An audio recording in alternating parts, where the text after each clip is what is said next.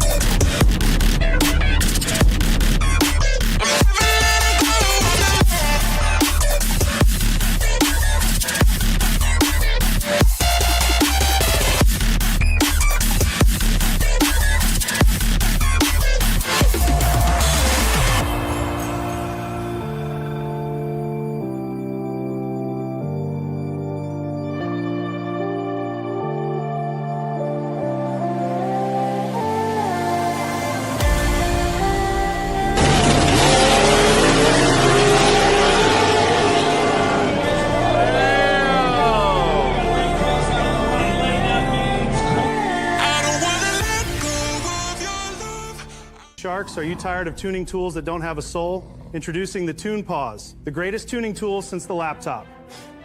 Maxwell, I'm out.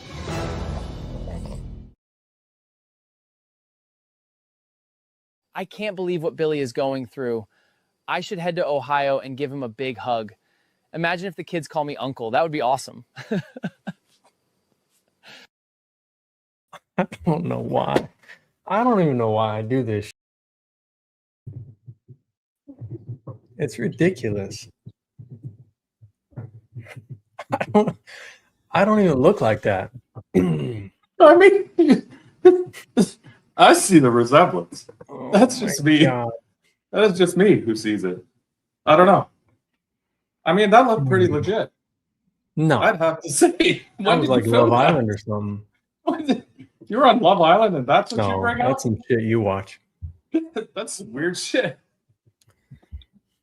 Uncle T. E's and B's knows. Sorry. Okay. Get your shit together, Terry. Stop fucking around. All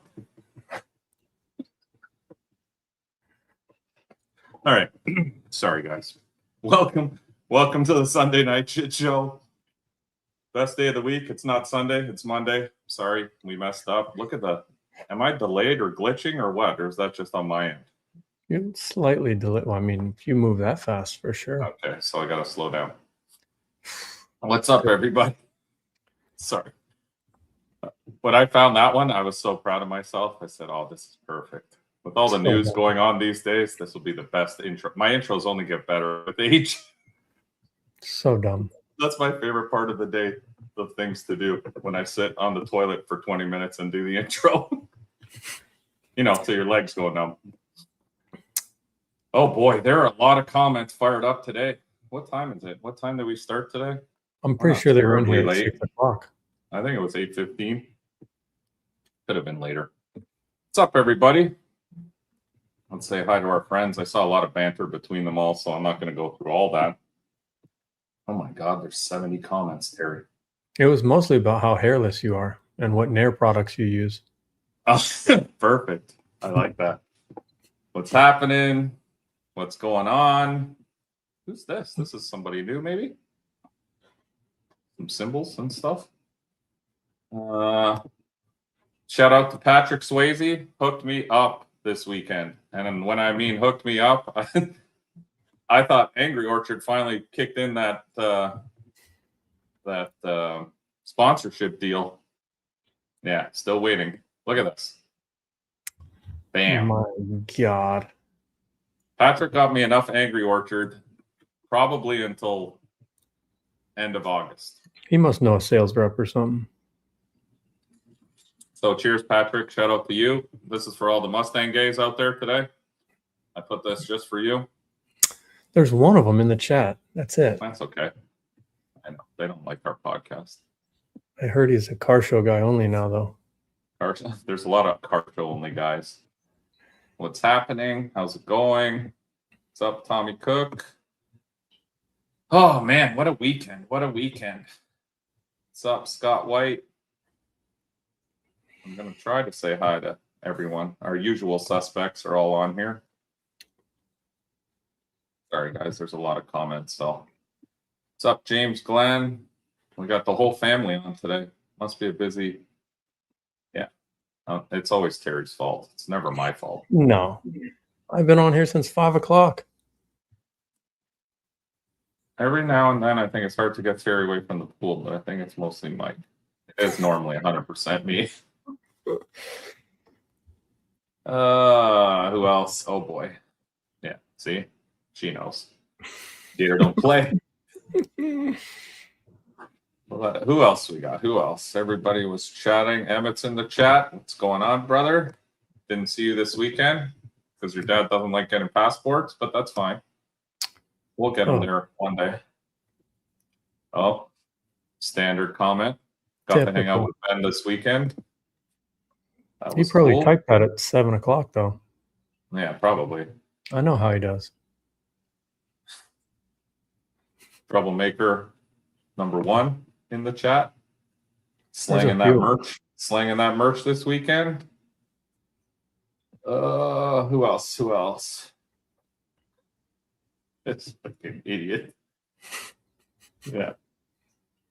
Terry sent me my baby oil for the week. Restocked them. Jeremy knows. See, he's learning. Oh boy, I'll be in the shower when Mike goes live. Yeah, well then you miss those. You never want to leave this podcast in the beginning. If at any time you're going to leave, you leave after the intros. You know better than that. Come on now. Everybody talking to each other. We got our boy Pegalos in the chat. Pegalos should have been there this weekend. They had a stick shift class. No, car show guy, I told you. Big car show guy, but also a daily driver class that looked like he could have been competitive. This guy, right off the rip. What else we got? What else we got? Pegalos doing car shows. Sorry, I'm just catching up here. I didn't read any of this. Shirts, Patrick. Don't eat the lettuce. Yep. It's happening, Robert, from across the pond. Robert's always in the chat here. What the fuck? I just saw this comment. Like a hairless cat, as they say. Oh no, now I highlighted all of them. Man, there's a lot of comments. All right, we're almost near the bottom. Stephen Cox in the chat. Hope you got that pickup almost fixed up again. Oh. Mike changed his name. Maybe. That guy's name looks fast. Play it again. We might play the intro again halfway through the show, but right now we're going to we won't. I deleted it already. No, we won't. Yeah, I deleted it. What's happening? South Central Flag Company was out there making those badass trophies. I talked to him already about maybe doing something for Orlando. That would be cool, something different. I'll talk to Javier, see what he says. Nice, Maxwell. Maxwell just hacked up a hairball, if you guys could hear that. Not King of True Street this weekend. Close, but not. Big loser. George Michael. Oh my God. See, this podcast savages. All savages in here. What's happening, Ryan? Ryan was there at KD this weekend. We all worked together, which was nice. Our boy Mark, fuck, can't even speak tonight, was at 519. We'll get to that in a little bit. And nice. First timer on the podcast. Welcome, welcome. This is our sanctuary of freedom of speech and pretty much everything goes. So feel free to make your comments and we'll try to post you up. What's happening? And I think I'm at the bottom. Nice. That's the shop this week. Awesome, Steven. I love that old truck. It's badass. Did you know that the first round was against a hard tire? Did you know? Oh, I think he's talking about that orange truck. The orange S10 I raced. He was on like a two-tone, like a...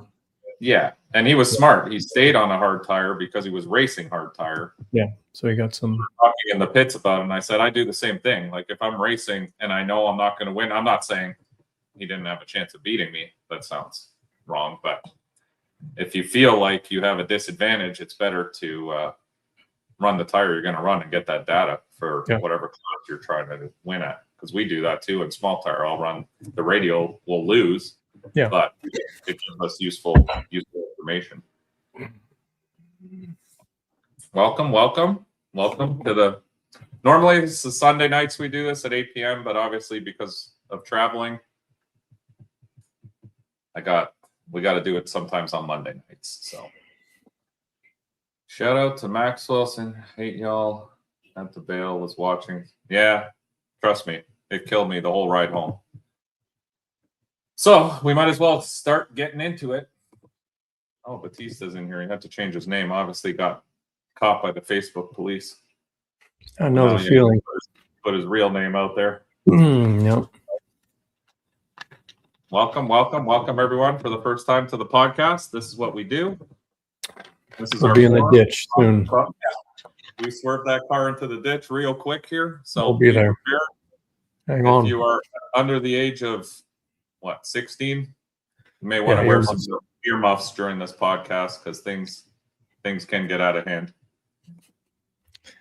What's happening, Chad? Chad's got that badass old truck that we've been tuning on, trying to get it going faster and faster.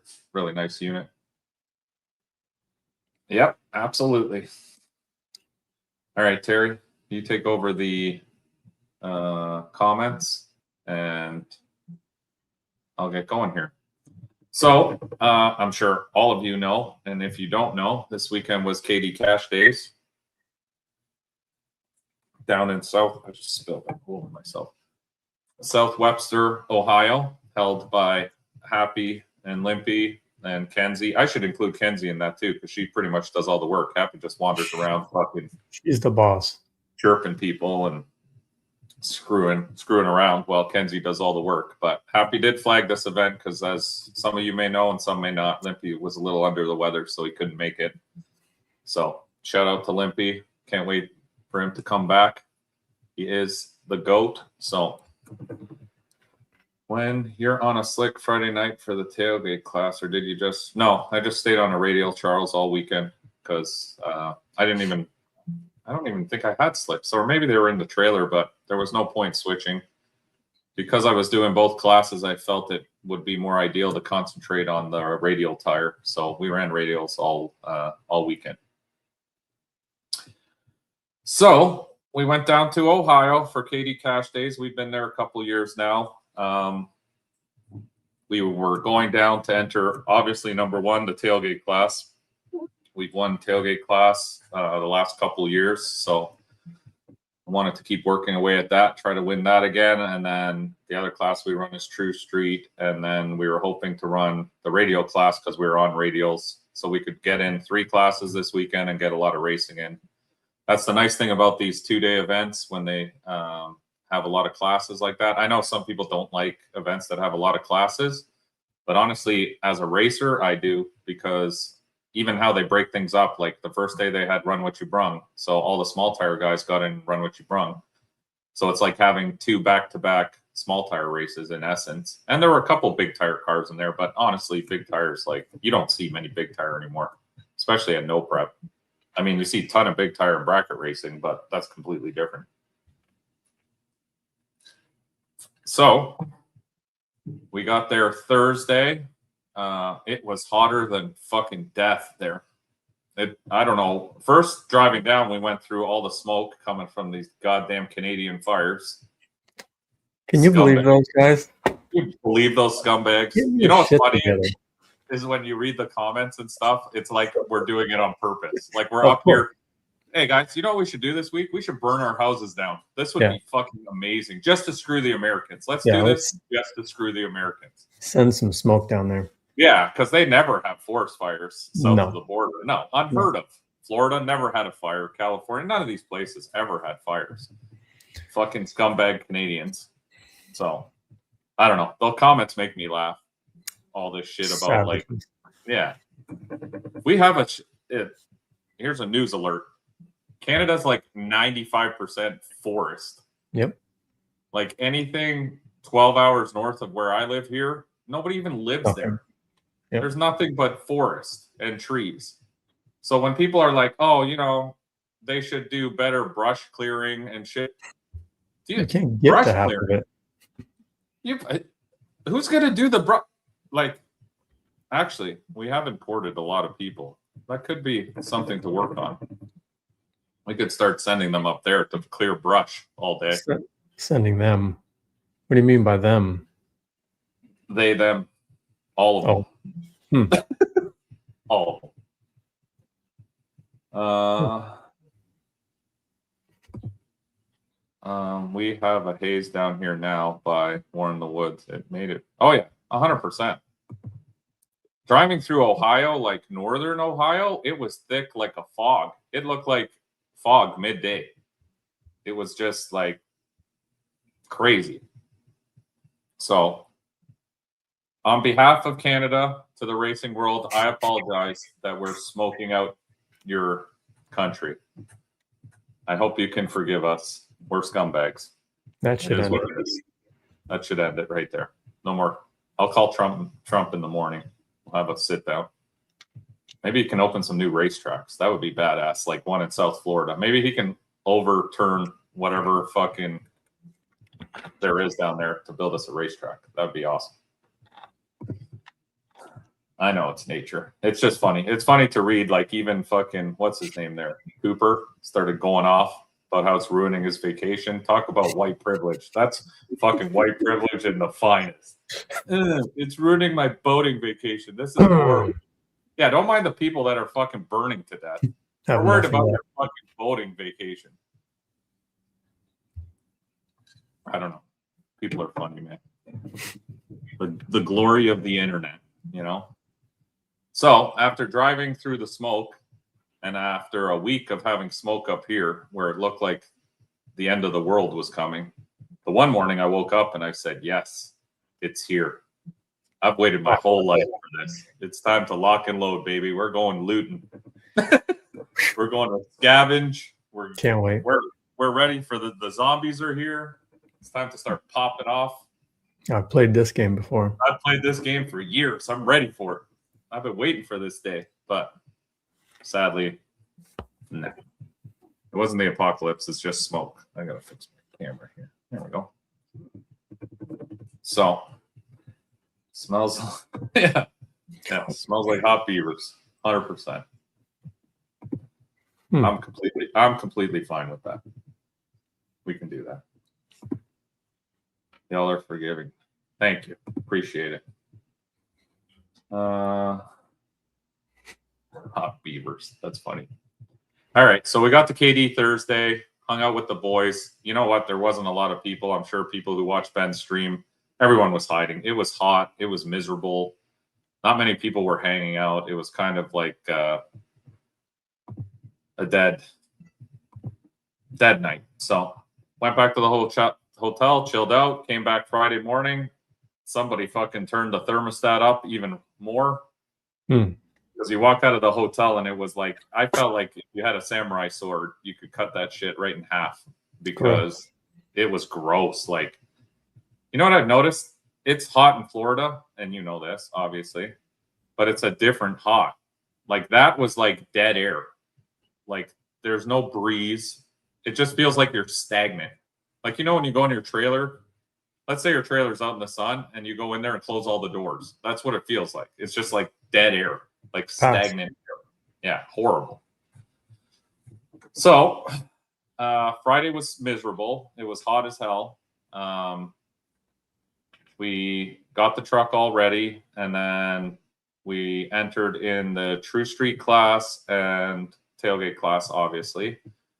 And racing started around 7-ish, I believe. There wasn't really anything going on Friday, just straight racing.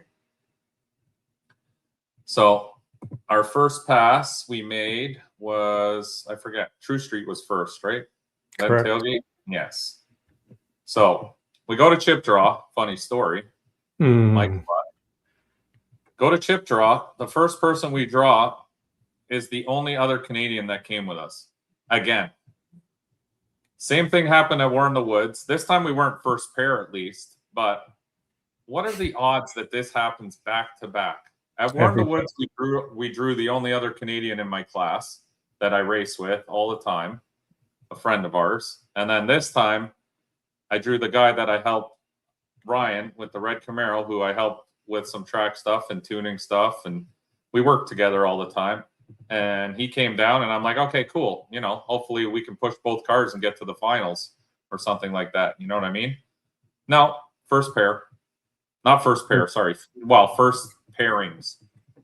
Third or fourth pair down. So anyway, this was our pass. And we are ready to send him. Ryan Murphy, Mike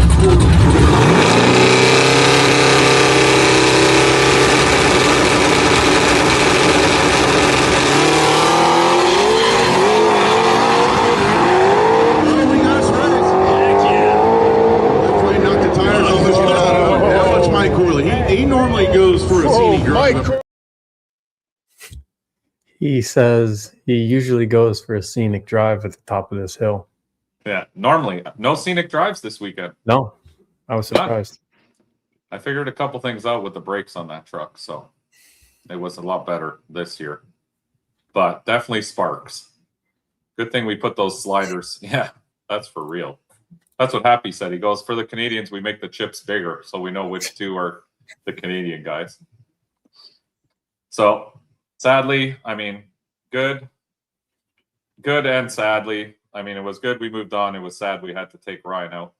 Yeah. Like I said, I was hoping we'd avoid each other till the end and push both cars, you know, to the semifinals or the finals, something cool like that. But it is what it is. It must pay tariffs. Yeah, that's how we pay. I'm starting to feel like they're a little scared of us, so they just group us together every time when we come racing. But us Canadians bring the smoke with us. There you go. So the sparks underneath, for anyone wondering, are I weld sliders on underneath the truck for that place. I mean, that's one of the very few places that the truck scrapes like that.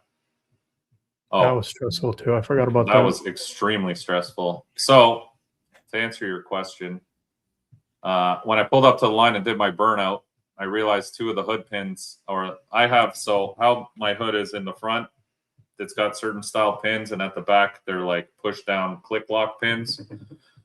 So when I did my burnout and I stopped, I saw the hood flip forward a little bit, and I was like, oh shit, like only the front pins are on the hood, and going that fast, I mean, it's almost guaranteed I'd rip the hood off, or it probably would rip the hood off with the amount of wind and everything. So I asked Happy when I pulled up to the line, I said, hey, can you pin down the hood? Like press I thought they understood how those pins work. Like you press down. In fairness, that is how they work.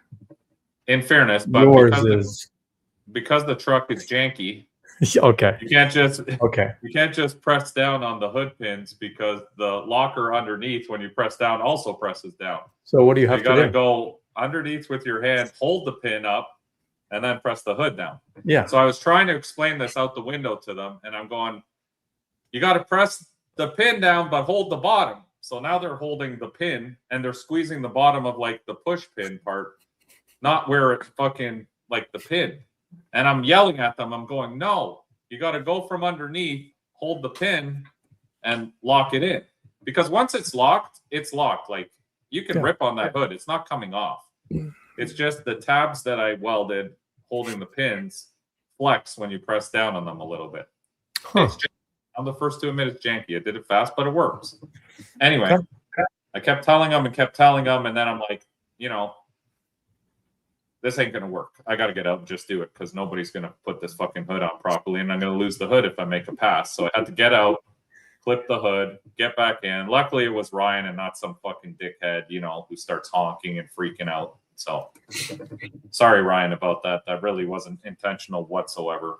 I just had to say what.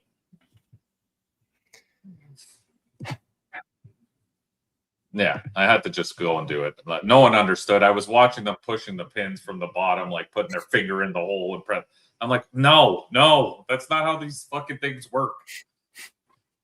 Anyway, very stressful, but that's how racing goes sometimes. Sometimes another funny story was right before we raced Ryan at the same time, I'm airing out the tires. I look at the Caltrax and the pin, you know, on the Caltrax, how they have the pin where the leaf spring hits the pin. Yeah. The pin's hanging out, like just dangling there. I saw you laying on the floor in the staging lane. On the driver's side. I just happened to check the air pressure, and when I check the air pressure, I look underneath and I see the pin hanging there from the Caltrack.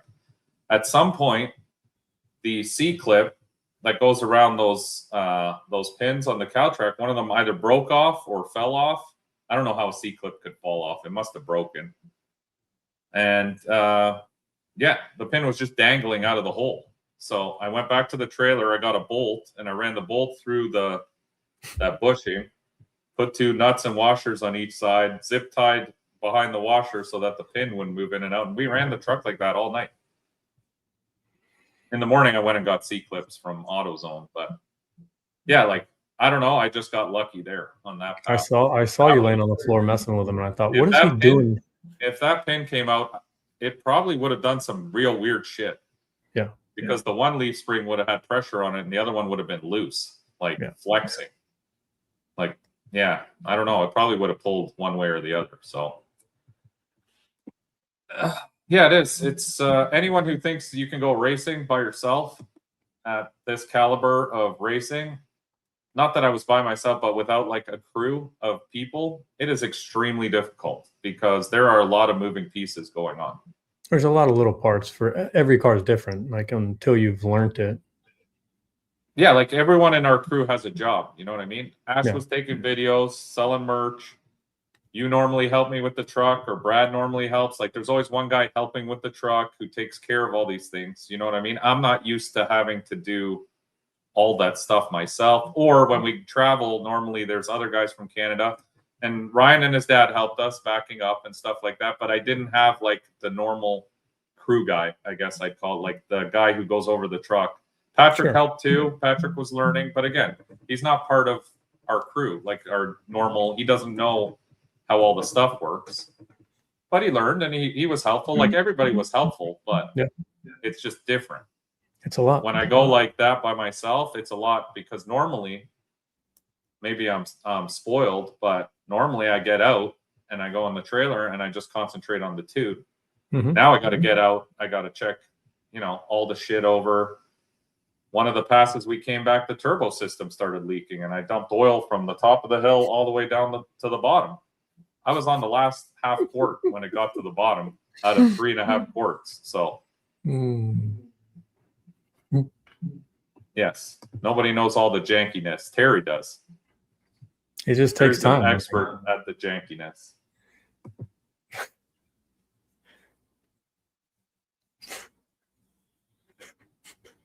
Funny. Yeah, you know what I did? Honestly, to bring everyone up to speed, this was a horrible week for me in the truck. First of all, the Dominator that I had in it started doing some really weird shit with the AFRs and started cutting the sensors out. So I was losing O2 sensors randomly. So I had to change the Dominator this week to a newer one and send this one in for repair, hopefully. Then I went to go to the track on Tuesday. The water pump died for the radiator as I was loading it in the trailer. So I had to change the water pump at the track. Then we get to the track. I find that Caltrack shit falling out of the truck. The Caltrack pin, so random. The oil system starts puking shit out of it everywhere. It was just like very frustrating, but hey, we got through it. That's racing. It always sucks and is a handful when you have to, 100%. Yeah, there's so many moving parts that even if There you go. Perfect. There's so many moving parts in a race car and so many different things, right? Like I said, I'm spoiled because Brad, Jeremy, Terry, they kind of know the truck now, so they know what to do between rounds and stuff like that. So everything gets taken care of. So I don't really worry about it. But yeah, it was pretty bad. What? No, it wasn't. You know, I'm learning the truck, but trust me, I don't forget. Thank you. That's funny. Oh, these guys. They're bad. Horrible. All right. So that was first round. Next, we went into the True Street class, second round. Or no, tailgate class. Sorry, I jumped. We started in True Street, then we went into tailgate, and we raced the orange truck that was in the chat earlier, talking about how he was on a hard tire. He might still be in here. Last year too, right? Yeah. So he was on a hard tire, but like he said, he's going to make this test pass, and same with us. I mean, our first pass wasn't the greatest, so made some adjustments, and this was a second pass. Happy on the light.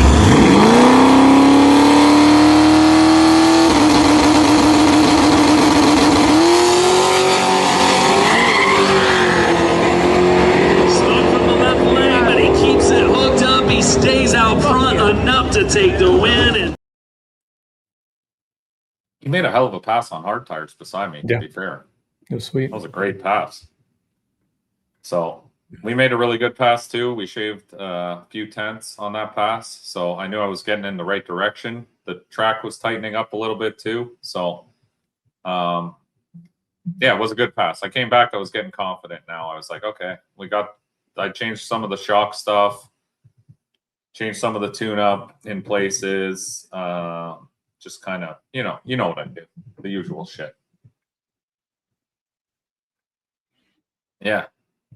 The 60-foot there was very sticky. I mean, after the first round, we were doing wheelies every pass after that. So that moved us on through tailgate and then back to True Street. I believe we raced Hot Mess, who we were in the semifinals with at Or the Woods earlier this year in the morning there at fucking 8 a.m. Yep.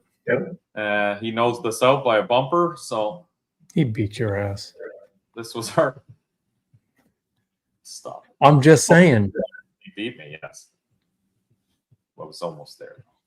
Inches. Vin Diesel would say that. and that 79 Ford Fairmont lined up left-hand lane.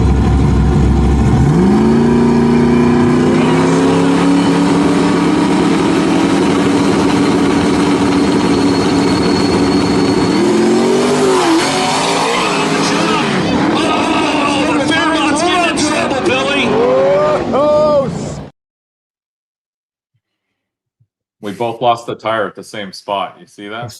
That race I was worried about. It was early in the night. Both cars unloaded at the same spot. Now, what some people, if you've never raced KD, the 60-foot, phenomenal. After that, straight garbage. Like falls off. Yeah. Bumps. What do you call it? Step ups. Like it's ugly. It's ugly out there. So you need to 60-foot, get out in front of that person, and then just try to hold on for the ride. So, yes, we got our redemption pass, which was nice. Yeah, it's sketchy out there. I don't think people realize it's extremely bumpy. The worst thing for a leaf spring vehicle is extremely bumpy. I'll be honest, because I was explaining this to someone at KD too. With a leaf spring, you want the front shocks tight and stuff, and same with the rear, but then it doesn't absorb as well when you get out further. So you almost need shocks that you can adjust in the cab. So they're tight when you start and then loosen them off as you're going down there so that it's better absorption as you go down the track. But sadly, I don't have those shocks if they make them. And if they make them, I'm sure they're fucking very expensive. Super cheap. Yeah, I can't afford them. So we just make do with what we got. So that was our True Street pass, which carried us on through True Street. And then I believe in Tailgate, or was it True Street I got to buy? One of them True Street, you got to buy. Oh, True Street. Okay. So we went back into Tailgate. We raced the blue truck. Was that next? Must have been, I think. Yeah. Well, we'll see right now. This was second round at Tailgate. Once again, a win here goes to the finals. Moving left lane, Campbell.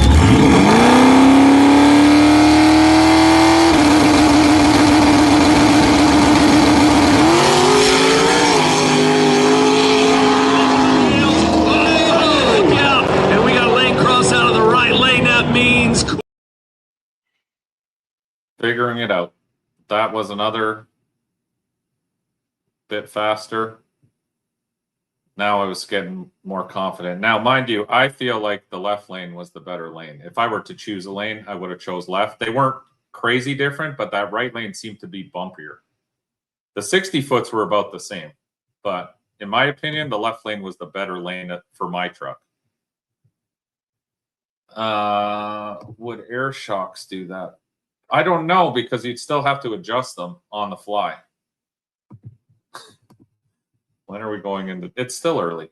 In due time. We'll get there. We'll get there. The left was definitely better. Yeah, in my opinion, I would have taken the left if I had the option of the two lanes. Yeah, yeah, you wanted to come hang out in my lane for a bit. I went last fall, photo than rather don't. Yeah, exactly. Left was best. There we go. So that was the general consensus. Left was the better lane. So with that, we moved on in Tailgate. We went back to, then we had a buy in True Street because the other guys had already had buys. So I was the only one who hadn't had a buy run yet. So we got a buy. I chose not to take it because I already knew what we knew. I was happy with the times we were running. I was happy with how the truck was performing. So I'd rather just, instead of risking breaking something or, wearing down the tires for no reason, we just sat out our buy, let the truck cool down because it was extremely hot. Double classing and the weather being that hot is not ideal for any kind of vehicle. So we gave the truck a little break to cool down because then we had two finals to be in. So the first final we went in was the Tailgate final, which was the super important one to me. I actually won both coin tosses in both finals and lost both coin tosses. I've never seen someone get, let me rephrase that before that comes out of my mouth wrong. I pick tails all the time. Okay. So just I lost. Yeah, I lost both times. No, with that new cooler, it wasn't actually that bad. We did have enough time to cool it down. So, yeah, I chose heads for both coin flips and lost.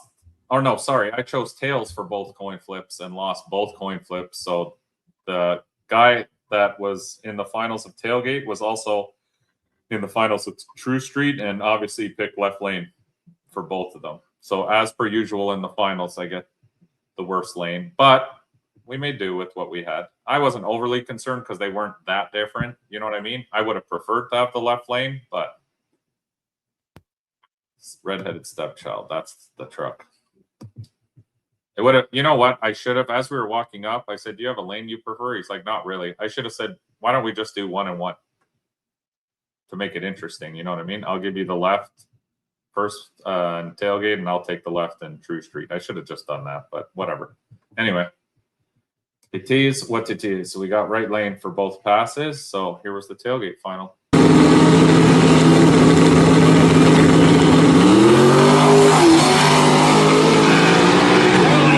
good job from both of them. Absolutely killing it, side by side to the finish line. He came up on me quick because I lost the tire on one of the bumps and I pedaled for a second and I thought I was far enough ahead of him that it didn't matter. And then I looked over and I was like, oh boy. And I stabbed the gas again because I saw his headlights come up beside my head and we went through the stripe. He was at my door. Yep. His headlights were at the door handle, so he was coming. Yep. But we got to pull that one off, so that was awesome. We got another tailgate trophy, which were badass. I love those. And then we went into True Street right after, and it felt like complete deja vu. I loosened up the wheelie control a little bit because I was trying to soften it coming down not so quickly, and that was probably a bad decision on my behalf. So I take full responsibility for, I should have just left it alone. But I loosened the wheelie control a little because I was trying to get it to wheelie and then come down a little bit softer, not come down as quickly as it was coming down. And what that ended up doing was actually let the wheelie go up higher, which I'm not going to go into how the wheelie control strategy works, but the higher the wheelie, the quicker it's going to pull you back down to earth, which is very bad for unsettling the suspension. So no, Terry would have never approved that. But Terry wasn't there, so I was on my own. Asked Maxwell, and Maxwell gave me 2 paws up, so I said, fuck it, let's send it. That dumbass.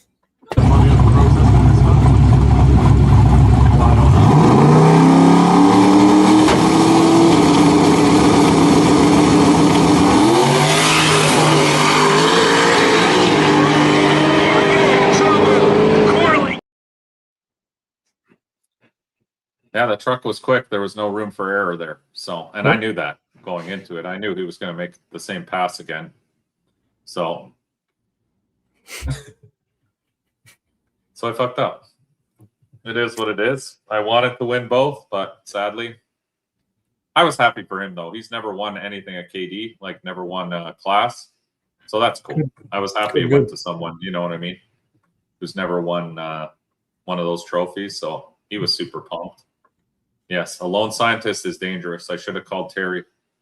No, they did. They did work all night. I mean, super fast truck, no doubt. Probably didn't touch a thing. He didn't, or he probably didn't touch a thing. I know I didn't.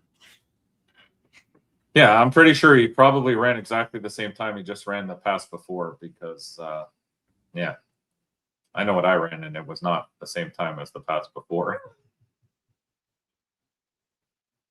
The good thing is, Mike, yes, absolutely. Now we take all that data and reference. The nice thing now is the truck, everything on the truck is working now. We're not changing converters. We're not changing transmissions. We're not changing, flying here. We're not changing any of that stuff. So now this data will actually be useful. The problem in years prior is we've always had issues. So that data is kind of... there he is. Oh, I turned it up and definitely lost ET in the second file. So yeah, there you go. That's what I mean. Like, I think we were at the limit of what that place will hold. Do you know what I mean? Yeah. Because I was thinking about it. I'm like, we could try turning it up. But when I looked at the drive shaft curve compared to everything, we were already starting to slip a little bit. And I was like, I don't think it'll take much more. The only thing you could really play with was the 60 because that's where... that's the only place you had really like good traction. So you could try to 60 harder, but out back, it just, at least for me, it wouldn't take anymore.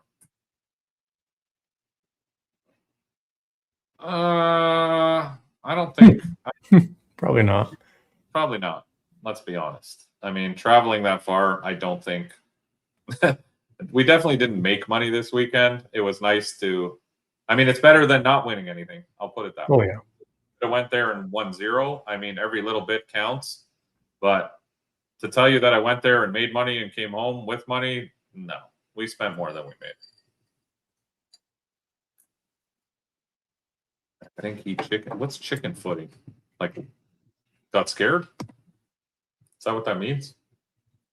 I got to Google it. I don't know. I don't know either. Chicken foot. That's probably a Canadian thing. Patrick definitely lost money. Oh, Patrick. Yeah, the Patrick fucked that RV up. Patrick lost money before he even got in there. That felt bad. That was a nice RV. If anything, Patrick, when we passed you on the highway heading back to New York, the driver's side looks amazing. As long as you stay in the far lane, the far right lane, no one will even know. No, Florida. Chickenfoot's definitely letting off when you think it's getting. Oh, yeah, I got you. Maybe I did. Is that to me? I hope so. I'm the nice one, so. What's the next stop? Probably Billy's race. 304, I think, is the next one. Savages. Front bumper looks fine. The whole driver's side looked great. Hey, it happens to the best of us, trust me. Just look at my car trailer. I lifted it up with the Bobcat and it fell off the forks and fucked the whole back door up. Yeah, no one will ever know. Yep. Chicken foot sprained well. What? Yep, chicken foot sprained well. Scratch if you will. Okay. Terry, you're Floridian. I couldn't get past the yip. Like Jimmy Dale Wops, I say. I'm sure Terry will fly out for that one. Terry ain't doing shit. Terry's too busy in his garage now working out. Look at how skinny That's this guy true. is. Skinny ass. I had to sell. I feel you, homie. I feel you. Absolutely. Are we spending? No. No, We're not going in the Urban Jesus. Dictionary tonight. That night was a little hectic. So now, Saturday. Okay, so that was Friday night. So we won Tailgate, which was awesome. Super pumped about that. All the girls came out, as always. I guess you photoshopped Happy in there. Yeah, photoshopped Happy in there. The women were there, but Happy wasn't. Yeah. He would never. And yeah, that was that. So we went into Saturday morning. In the morning, picked up some supplies to fix the truck because the truck, that fucking track, you want to talk about abusing things? That track is the hardest abuse on any vehicle. Every time I leave KD, there's all this shit. So we did a full nut and bolt. I got new C-clips for the slider that it was falling out of the Caltrax. So we put new C-clips. We tightened up all the oil system, made sure it was all perfect, clean, zip-tied some stuff as usual to help hold it. Speed fasteners, we call those. Yeah. A bunch of speed fasteners we put on the truck to add to the other speed fasteners. If you would have seen, you would have loved how I put that first. When I put the, I'll admit I to don't it. want to know. I'll admit to it. This is race car life. When I first saw that pin fell out, I grabbed two of those, those industrial zip ties that held that hood that time. You're an idiot for that. Yeah, I put two zip ties through the pin, two of those, one on each end, tightened them super tight because I thought we were going right to racing. I said, when I get back, I'll fix it properly. And it was holding it. I bet you they would have held it. Your ass.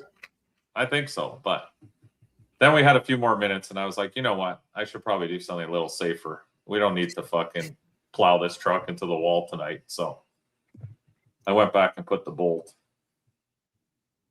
I saw it on the live stream. I said, what in God's name is he adjusting the Caltrax for in the staging lane? Oh. I wasn't adjusting them, Terry. I was trying to put them back. I was putting them back together. Making them janky. Yeah. I janked them up. But I did a good MacGyver job. It held all night. So I'm proud of myself. Anyway, Saturday morning, bright and early, hot as hell again. Not as hot as Friday, but thank God, but still plenty spicy. Fixed up all the truck, met a whole bunch of cool people in Ohio there. We got sold a bunch of merch, had a bunch of fans come by, say hi, which was awesome. Signed some shirts and stuff like that, which is always cool for kids, and talked to a bunch of kids and some other dudes that were there.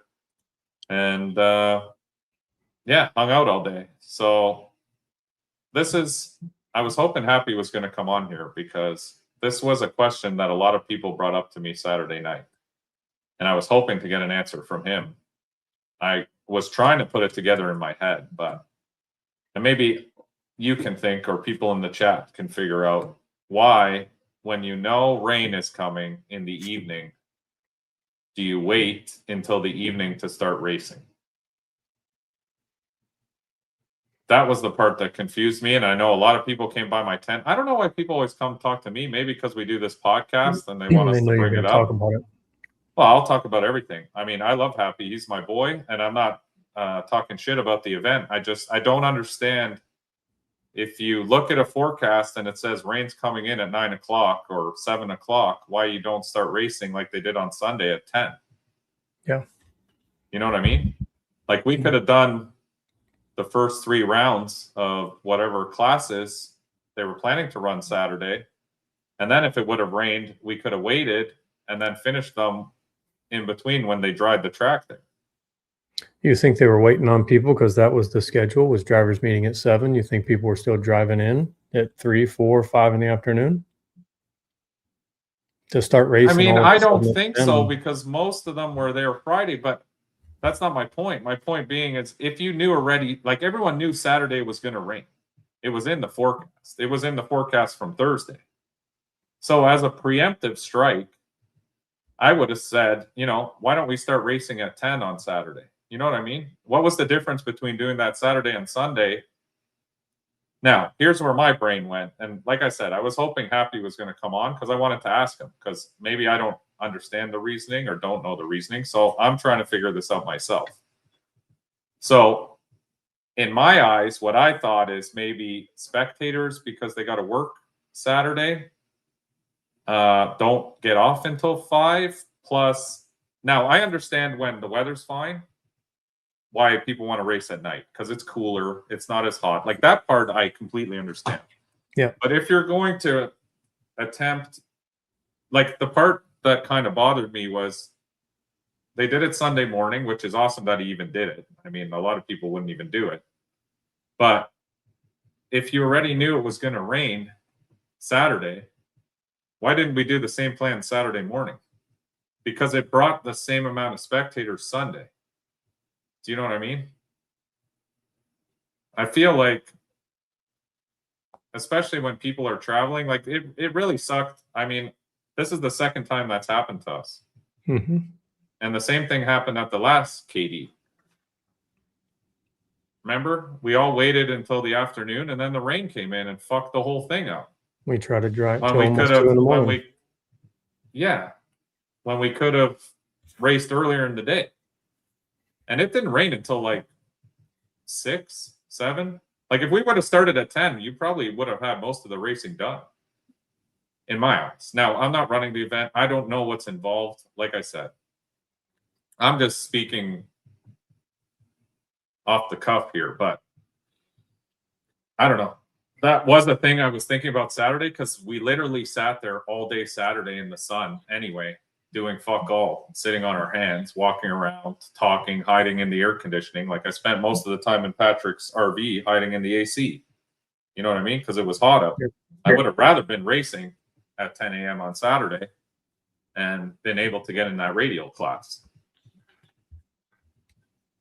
Then at least, if it rained, let's say, and you've already done 3 rounds, like there weren't that many cars there. That's just the reality.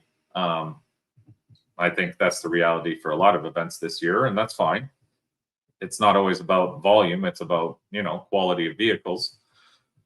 But I think if we would have started Saturday at 10, they probably would have finished the race Saturday. Or if not, Sunday morning, for finals, worst case.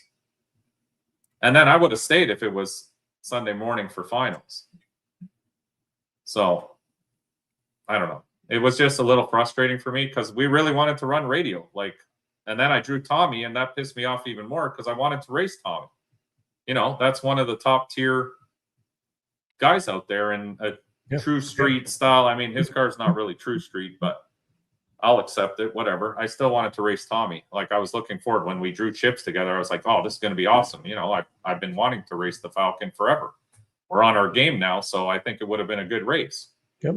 But instead, I had to go home because I can't stay Sunday when we're that far away from home. I mean, we still got home at 8:30 and we left at like 11 or earlier. So it's disappointing when you're going that far. And I was just thinking, we were sitting there Saturday.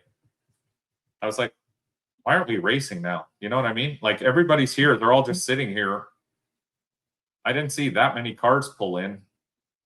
Maybe for the daily driver stuff. But again, do the daily driver stuff then at night when it's over. Or I don't know. Like I said, not my event, but it just sucked. That part sucked. And a lot of people, I think, thought the same way. And then they did the Barbie race. Like there was just, I don't know. It was just a lot of things that I was like, man, like Trevor says, fuck those kids. Meanwhile, it's adults. There are no kids in the Barbie race. But I don't even think I didn't watch the Barbie race. I heard there weren't even a lot of 6 or 7. Yeah, that's what I mean. And then we did the Barbie race, which put us back even further. And then by the time they started doing the daily driver race, then the fucking second band of rain came through. So I was just like, fuck, man, we sat here all day for nothing. Realistically. And it was hot. Like it was sunny, hot all day until it rained. So anyway, that's my little rant. I mean, like I said, I like Happy. He's my boy. I'm not trashing the event whatsoever. It was more just a question on, because a lot of promoters do that. Like I see things where it's like, okay, racing starts at 7. Okay, but the weather's coming at 7. You have all these people from all over the country. Why don't you start it at 10?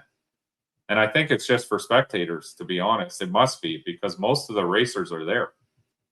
Or if you see the forecast 3 days before, just tell racers, hey, you know, instead of starting at 7 on Saturday, you got to be there at 10. So if you're coming to race, I mean, you may lose a couple of cars, but I think you lose more people when you try to push it to Sunday. That's just my 2 cents. I don't know. Like I said, it was just frustrating for me because I was really looking forward to running radials. But like I said, I can't leave there at 4 o'clock. Yeah. If I left there at 4 o'clock, we get home at like 4 a.m. and then work the next day. Like it doesn't work. Anyway, there's the rant for that. Again, if Happy comes on here, maybe I can ask him. I did invite him, but he said he was going out for dinner tonight. Hell yeah. If there's a chance like that, I think you should plan an early start till. I agree 100%. And I think a lot of people agreed with that. What does that say? Tommy would have waxed my ass? Yep. Maybe. We'll never know, though, will we? I'm sure we would have, too. Yeah. Who's Tommy? I don't know. Tommy's first pass wasn't the greatest. Yeah, I get it. Nobody knows. I'm not saying I would have beat Tommy. It just would have been fun to race Tommy instead of having to leave. That's what I'm getting at. I agree. It would have. I don't know, Terry, what are your thoughts, big talker over here? I mean, like Chris said here, he kind of said they knew it may rain Saturday, so they were going to probably use Sunday if they needed to. So I think that was really his idea, was he did know it was going to rain, and he pretty much. But that's what I don't understand. Why plan for Sunday when you can just start earlier on Saturday? I think most people were there from Friday night already. I think it's just safer if you're trying to actually finish. If you start early and you get rain and you can't finish, are you still going to run into Sunday? Like, I think he was trying to pick one or the other. I think it's safer to reserve Sunday knowing you can finish than try to start Saturday and also use Sunday. I don't know. And the fact that he had already said Sunday, now to go back and change it again, I don't know, just a lot. Yeah, no, I get that part. I'm saying just start earlier. Don't say Sunday off the maybe say Sunday morning if we have to, run finals. Then we'll run finals on Sunday morning. I'd be better with that than starting the race on Sunday is what I'm getting at. Yeah, I mean. Do you know what I mean? Oh boy. What was that now? Is that me dinging? Mm-hmm. Nick sent the photo. Oh, is that Nick was going to come on from True North? I don't know if he will or not. So yeah.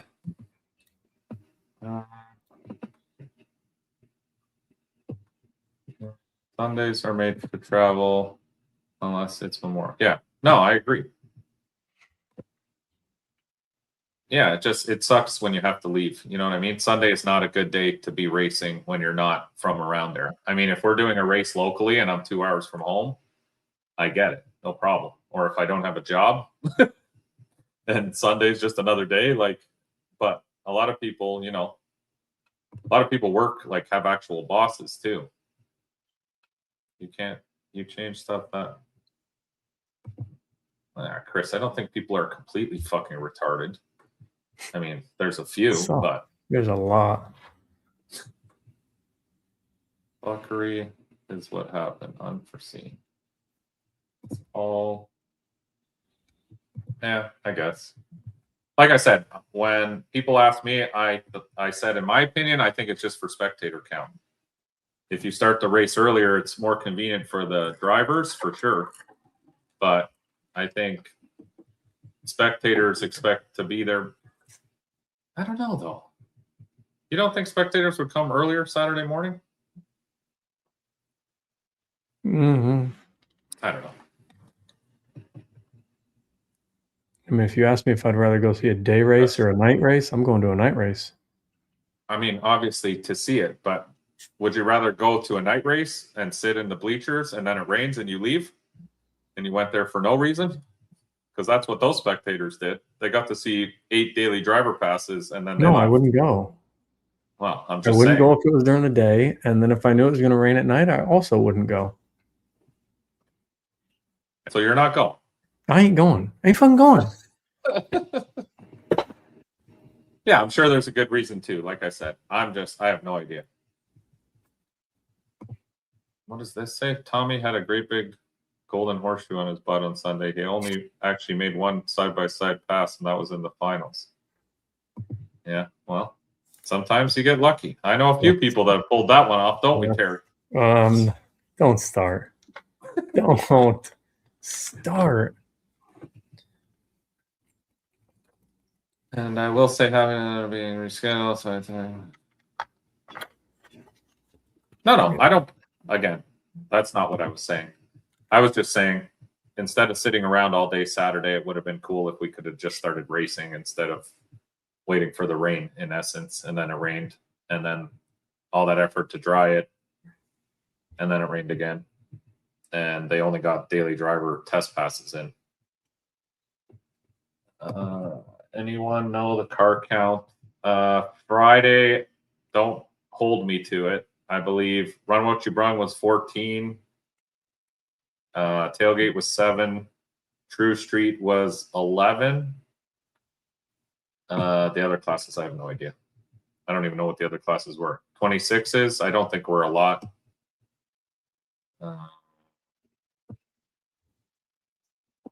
Yes. At least you know what I'm doing on Mondays. Thank you. The helicopter was dusty from all the blades when I landed it last time, and the yacht is down in Florida.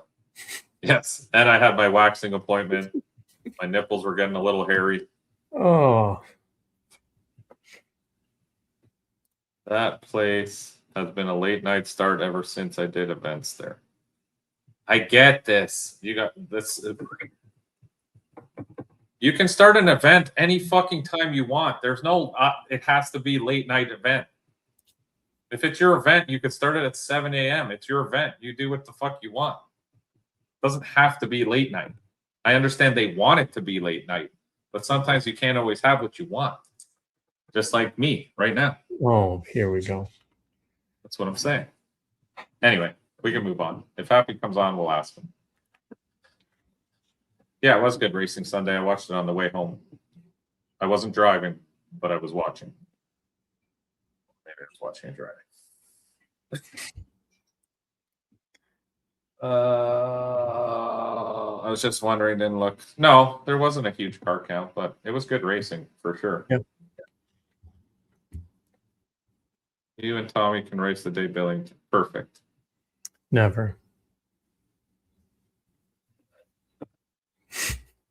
Anything happened Friday night, like after racing? Yeah, the back of my eyelids because I got to the hotel at 3 a.m. That's what happened. Anything else happen? Vibe, bro. It's the vibe. Gotta have the vibe. Yeah, not that we gotta wax the nipple here. These guys are all jealous. I'm fucking Smooth as a baby's butt. smooth as a 14-year-old. It's ridiculous. There was some stuff that went down after 2 a.m. I don't know what you're talking about. These guys. They're just baiting you I in. was gone, man. Oh yeah, there were definitely some tweakers. I saw some fucking tweakers out. Anyone who's ever been to Portsmouth, Portsmouth. Okay, Terry, let me ask you this. No, because I got corrected again. a few times. I'm gonna write how it's spelled in the chat here. I'm going right there. I'm going Google Maps. Let me just see where you're at. This is where I stayed. How do you say that? You see my comment? Look. I mean, it's unfortunately Portsmouth. Portsmouth, right? Yeah. I said, when people ask me where I'm staying, I said, oh, I'm staying in Portsmouth. They go, oh, Portsmouth? I go, where do you see Smith in that word? That's Portsmouth. You got to be from around there.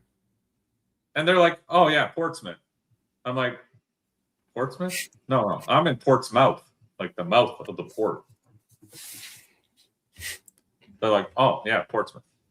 I'm like, okay, sure. Anyway, Portsmouth, mouth. I don't know. Anyway, it's port. In my country, it's Portsmouth.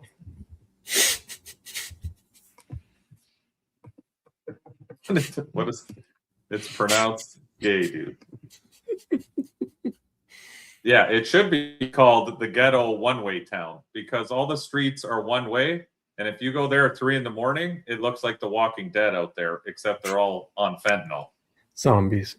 I went to the convenience store, and the only people in that place, I went to get some Gatorades because I was thirsty and some chips and a little pot of half-baked ice cream because, at 3 a.m. you need some dinner. Gotta have it. Ben and Jerry's. A little Ben and Jerry's. I've eaten Go in there. Tweakers, bud.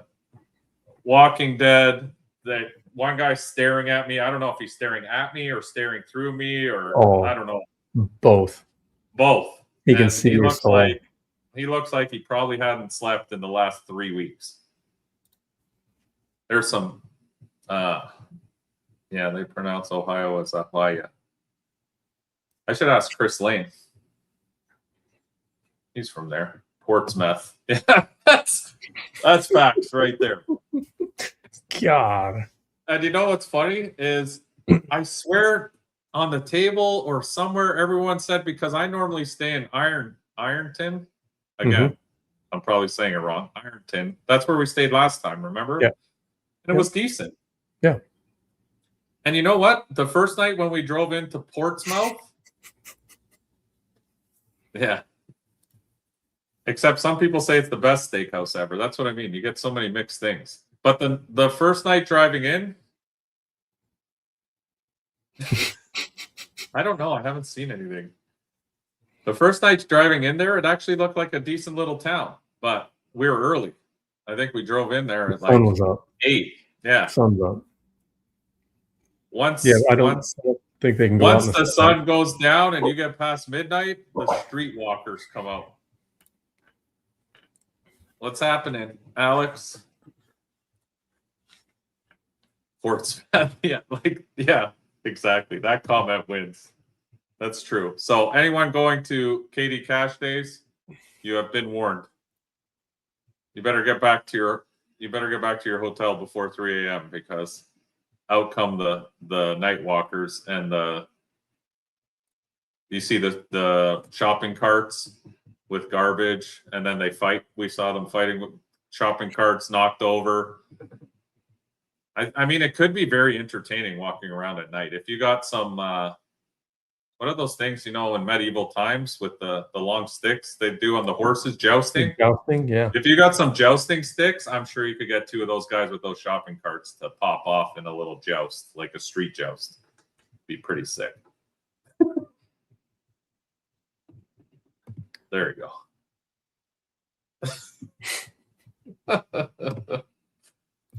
Good old night walkers. Like, how about your weird chips? Which one's happy? Like, I don't know. He didn't tell me. I gave him a bag full of stuff. Did anyone talk about? No. Yeah. Nothing like walking into Happy's camper and he's pretty much butt naked on the shitter with the door open.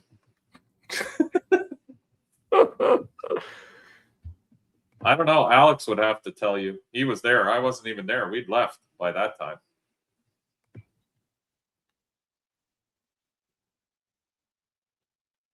Yeah, Dusty told me.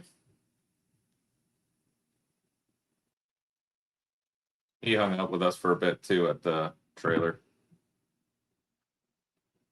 He said the wiener flake. Yeah.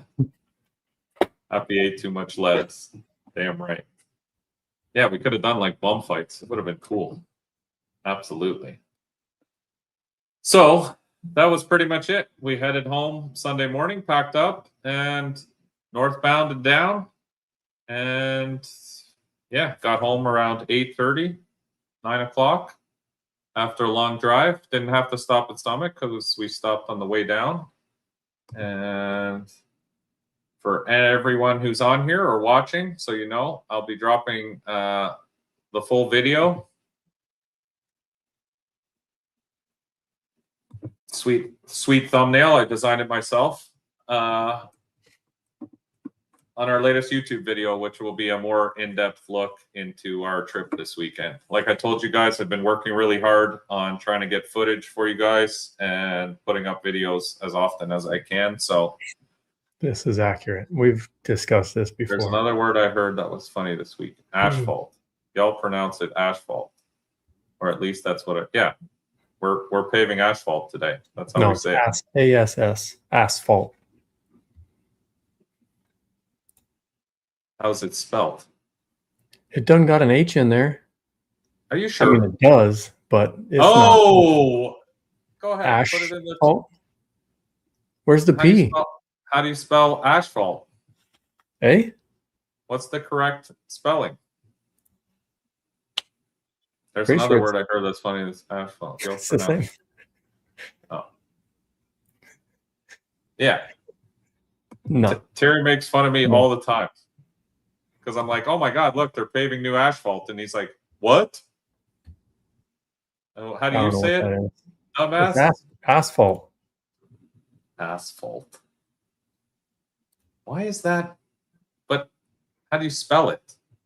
It's spelled the way that it's spelled, but we Isn't just it pronounce spelled it like differently. this? Yeah. Asphalt. Oh, there's no H.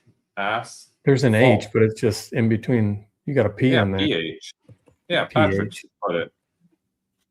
Like that. How do you pronounce PH? How do you pronounce PH? Fat farm. Fat with it sounds like a fucking asphalt. AS Asphalt. ALT.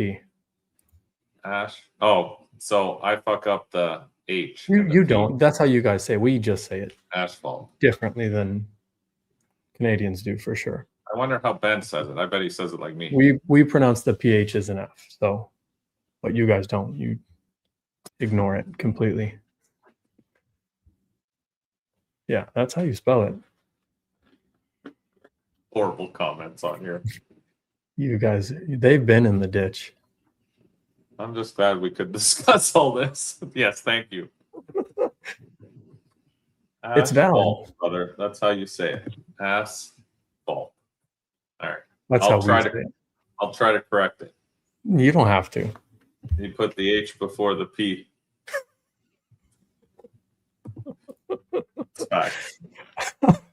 Jesus. Oh, You guys say some weird shit too.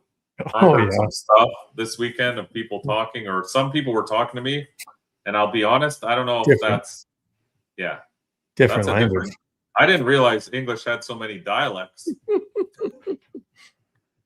You were in a good part for that. Oh yeah. Ben's Canadian slang tone is stronger, probably. We love y'all. Y'all's a big one with you guys. Y'all. And there is some saying, and I hear it all the time, and every time I go, it's missing a word as you're talking, but everyone says it the same. And I'm trying to think of what you say, and it sounds so funny every time because it's like missing a word.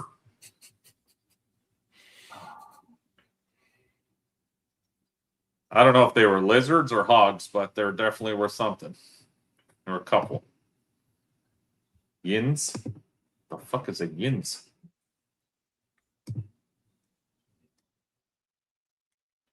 Y'all, that's me.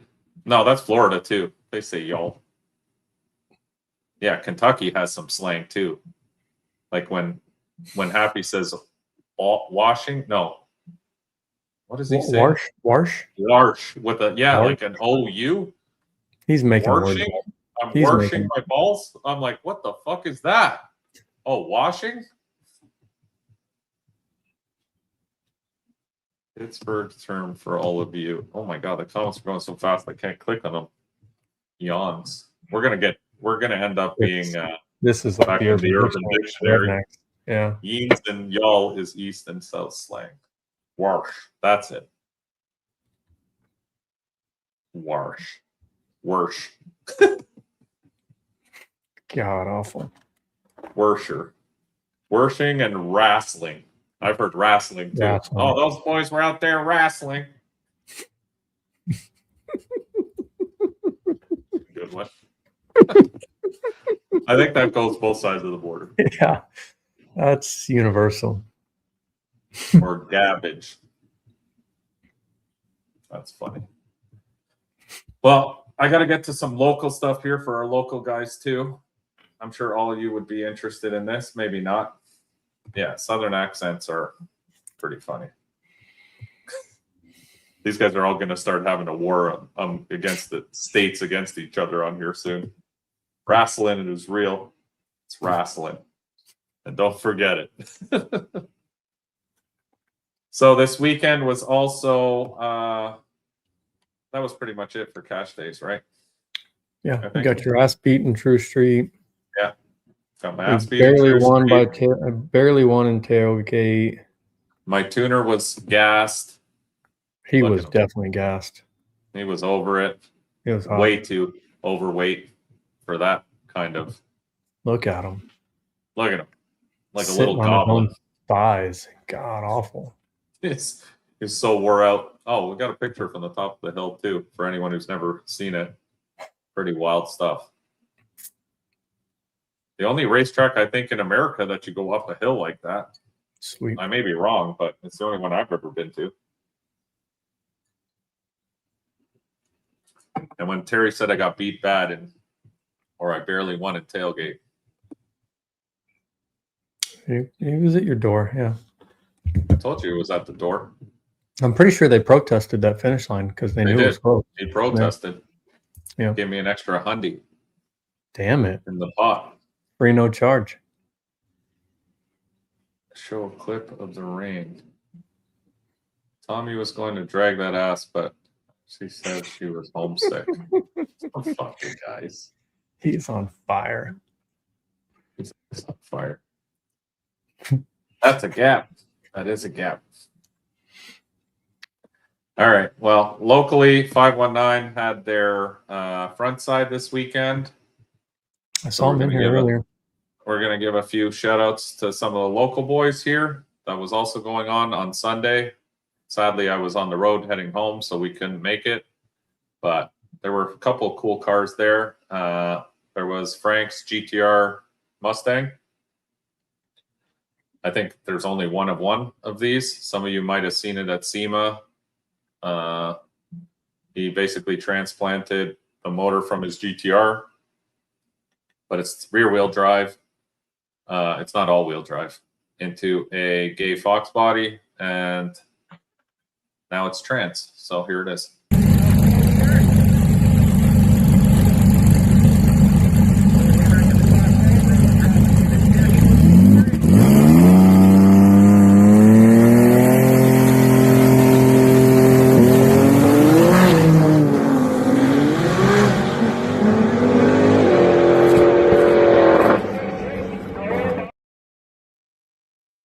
I don't know what that other car was beside him. It looked like, I don't know.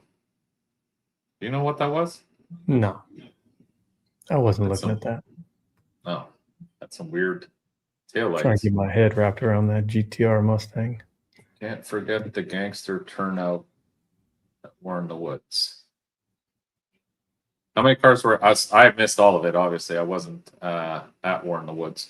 So how many cars were at War in the Woods? You can write it in the chat. I didn't watch any of it.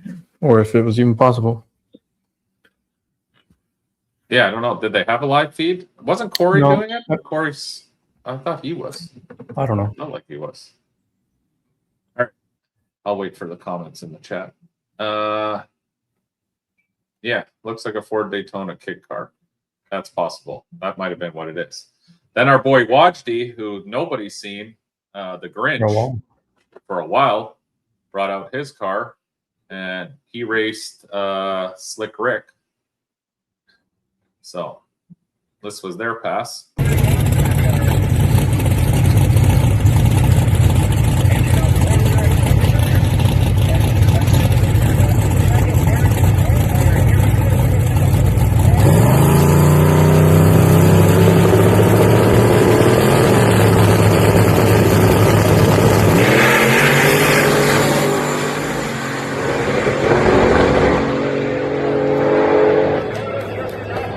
Ricardo with the upset.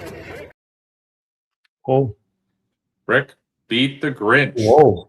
Ricky's on a roll lately. A to B, that'll get you every time.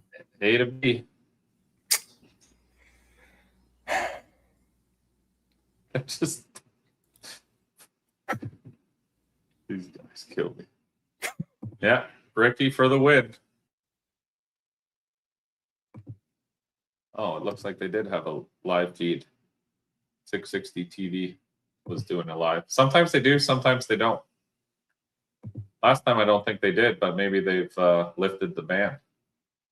And then next we had John Legato's new car against BMS's old car, which now, I don't know if Baja owns it, drives it. You never know.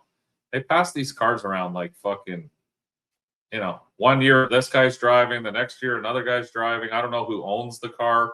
It's had like fucking multiple drivers. So I'm guessing Baja owns the car now, maybe, or maybe he's just a driver. It's hard to keep up, but this was Baja and John Legato's pass. This is John Legato's new car, which is a fucking bad unit.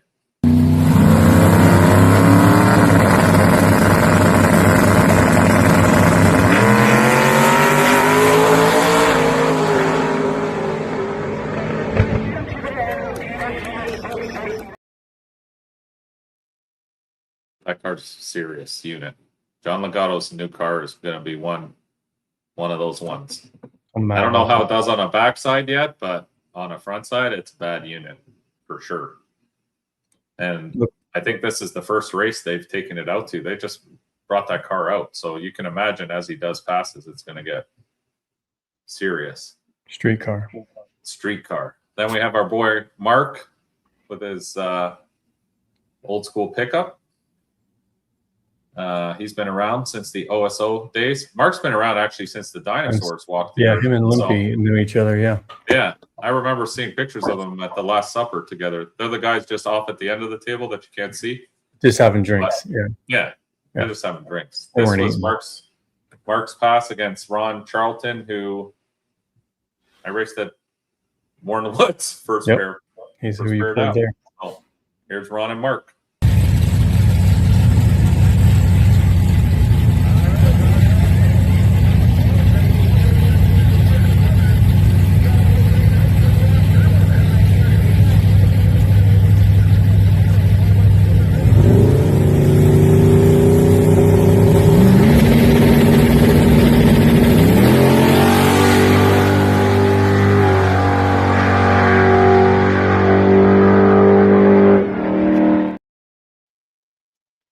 don't know if these guys know where 660 ends, but it looks like they were both running quarter. Serious business. It's not like Mark's truck was still on it, down all the way to the quarter. I really miss finish line cameras on these clips and live feeds. I know. It's always nice when you have the finishing finish. Yeah. Nick, I see you down there. We're just finishing these clips, then we'll bring you on. Or I could bring Nick on, actually, while we finish this. We got Nick from True North Turbo joining us tonight as well. He just logged in here. Talk some turbo stuff tonight if anyone's interested. And now he's gone. He was down there. Had enough of your shit. Oh, he's coming back. He said 1 second. So we'll get Nick on there. There's Mark. Yeah, he said he's blowing through the converter, so he's going to get some new converters. So now Nick's back. I know that feeling. Yeah, Mark, we've been there. Trust me.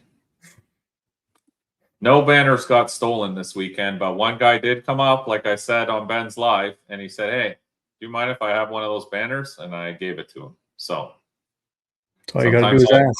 Sometimes all you got to do is ask. But if I saw you cutting it off the fence and trying to run with it, I would have tased you. Yeah, definitely would have got the rock elbow or something. Yeah, probably would have tased you. I was waiting all weekend to tase somebody. Walks around with that elbow pad just for that. You should see him. Once that shirt comes off, I mean, then you can see the elbow pad. You're in trouble. Yeah, he does the whole thing. There's like, I've seen it. Yeah, Patrick took them all down for me. That was nice of him. Patrick, you should have taken the other one. I don't know why I didn't think of that. I know he has one of our event banners, but I don't think he has one of the Sinister banners. We're eyeballing. Would have tased you. But there's nothing that makes me laugh harder than cop videos when they tase people and they do the fish where they stiffen up and fall forward and they just like one shot right off their feet and they're just straight like a pencil. Boom, and just eat the ground. Idiots. Oh, I love it. No signatures. I didn't sign it. You got to pay for those. We're going to welcome Nick on the live here while we finish off the end of these videos. Did it come up? It says he's up. I don't see him here. Nick, you here? No. No, doesn't work. I'm here. I'm here. No. What are you, fucking ghost? Where's your camera? I don't have one right now, my friend. Oh, it doesn't even put you on our chat then. Like you're here, but you're not here. So you're just, you're like a ghost. Normally you get your own square. Oh, yeah. It asked for an avatar or something. That's it. That's weird. Why doesn't his avatar show? I don't know, but I'm trying to get with the program he's got going. I just sit at the bottom and just talk. Yeah. So no one will even know he's on here though. He's just on here. It's like he's in the background somewhere. Just snuck in. Now we got the logo up there. There, we'll put your logo in the top. Got the logo up top. All right. Nick is in here, but he's not in here. I've never seen that before. Normally it just puts. That's weird. Is it maybe because of the setup I have? Hold on. Let me try something here. There. It might have been the way I have this thing set up. Like you can do it like this. Yeah, because now he's there. No, I don't like that one either. That one's fine. Do it like this? Yeah. Hold on. Let me see something. Yeah, that's bad. Oh, I don't know. No. Thanks, right back. Well, welcome, Nick. We can't see your face because you're. Oh, it's all good, man. You're just a turbo, but. Talking turbo. Talking turbo. Yeah. That's exactly it. Use ER. What's Chris saying? User error. No, user error. Yeah. We're just finishing up these. Go ahead, Nick. All right. No, it's all good. You guys do your thing, and yeah, I'm here when you're ready. All right. We only got a couple more clips, guys. So we got Paulo and Lucas. I think this was in Extreme Street.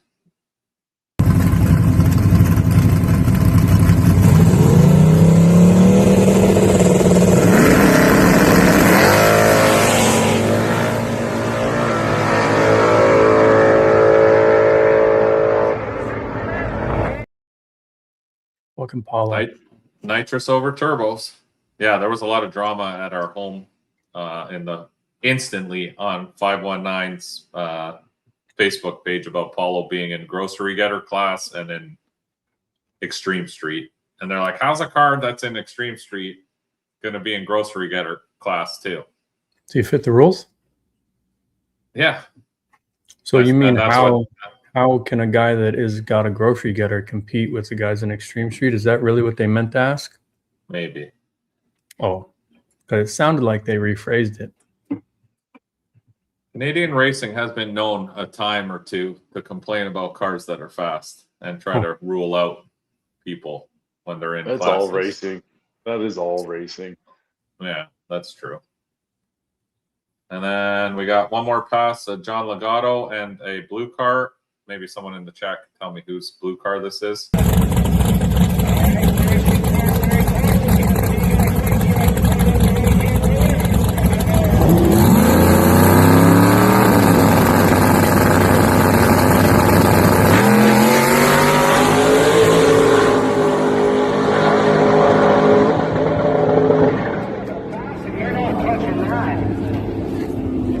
Fuck me.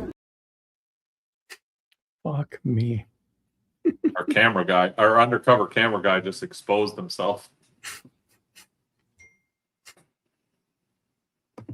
Terry, everyone says you look kind of pale. Are you feeling okay? No, actually, I think I am getting sick, but that's not really.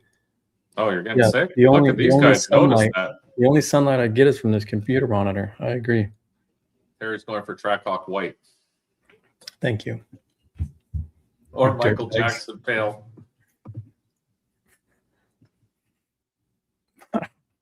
I don't know why I come on here.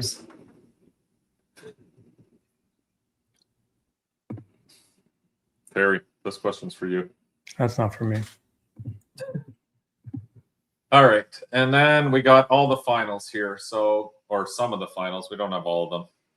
The Grocery Getter final, Paulo versus, looks like a Camaro.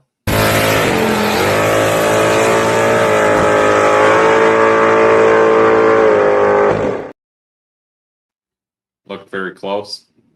He probably just tight race. I think it was foot brake in that class. It had to be foot brake, no trans brake. And then I believe it was Paulo in the Extreme Street final as well. Same car.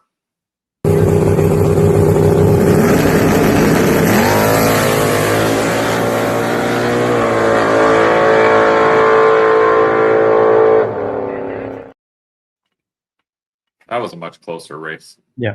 Definitely closer race. And then finally, we had the small tire finals. That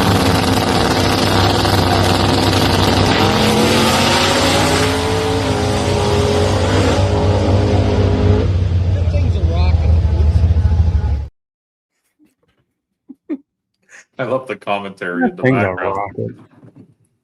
So yeah, looks like John Legato's car. Why are we so... Mine's so glitchy now. I think we got to go back to making Nick Ghost. It made it really glitchy. Oh, there we go. How come this one works? Nick, you still with us? Just in spirit. Like the Holy Spirit? Sure. All right, it's your time to shine. Quit putting it on mute. All right, yeah, you're always asking me to come on here. I'm here. What's up? What do you want to talk about? Oh, nothing. I thought we'd bring you on, being one of our sponsors here and providing us with those badass turbos that you make. I thought it would give everyone an opportunity if they had questions, turbo questions, to ask you. I know let's hear a little bit about like what is True North Turbos? What do you do? What do you offer? What's the deal? Okay, so yeah, True North Turbos started a few years back. Essentially, we were dealers for a few different turbo brands, and honestly, we weren't happy with some of the offerings. I myself, I do have turbo experience. I probably started messing around with them.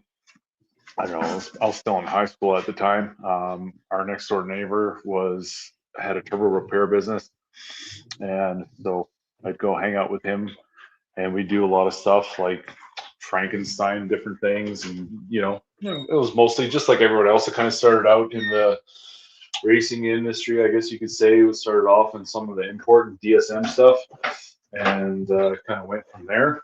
And yeah, basically, I spent almost 20 years doing CNG natural gas compressors and turbines and pump stations, and got tired of it. I said, you know what? Let's do where my passion is, what I really want to do. So I was like, okay, I'll start building turbos again. That's kind of how it all started out. Nice. So is a majority of your turbos in the diesel world, or is it like 50-50? Like you do a lot of street car shit, race car stuff? What is... So, well, I kind of started it. I did it a little bit ass backwards. So I started to do performance stuff. I was doing the odd reman here and there, but I started doing performance stuff. And I was really, really fixated on basically compressor wheel design at first. And I'd start with a design and then make small tweaks until we're happy. And like things have evolved to the point, we're starting to use some fairly lucrative software and stuff like that, which it's kind of, I don't know, it's pretty expensive for what it really does. After you learn, what changes do what and how the compressor wheel actually works, you get to a point where it's almost not necessary. But it's pretty interesting stuff. A lot of people tend to fixate on turbochargers. Like when they just hear a number, they're like, oh, it's a 6867 or it's a 88103 or whatever. Just because something is a particular size doesn't mean all turbos are created equal. That's a big thing. Like there's a lot of turbo brands out there, and there's brands in the industry that been doing this longer than I've been alive, and there's so much more to it than like what a lot of people think. People get hung up on the little things where they'll go purchase a turbocharger from a company and they'll be like, hey, I want to run twin 76s, and they have let's say they have a 6 liter. Well, they go buy twin 76s with like a 9688 turbine housing, but they thought because it's in a T4 or a 9688 turbine wheel, but it's in a T4 housing, so they thought it would spool great, and it's just an absolute donkey, So it comes down to like you got to design the compressor wheel and the turbine wheel to the application, and so on and so forth. So there's a lot there, and it's pretty fun. And I'd say that's probably one of the biggest things for me that I guess the most enjoyable things for me in doing this is seeing those changes and then seeing what you guys do with it real time. Yeah, no, because we used to run FIS back in the day, as you know. Yep. We've tried the VS Racing turbos. We've tried the Pulsars. I mean, I've been through a bunch of different turbos myself. And up to date, it's very impressive, whatever you're doing. Like Terry and I are part-time scientists. We're not really full-time engineers like yourself. So we're getting there. We're getting there, but it's very interesting, like you said, that not all turbos are the same. You know what I mean? Like you can compare the same whatever specs, I guess you call them. Like front side and backside specs, but it's crazy how different like the turbos will react depending on whoever designed. Like we have your website. I don't know if you can see the live while you're on it here. Yeah, I can see it. Yep. But I'm just going through your website here a little bit to see all the different offerings, and you offer such a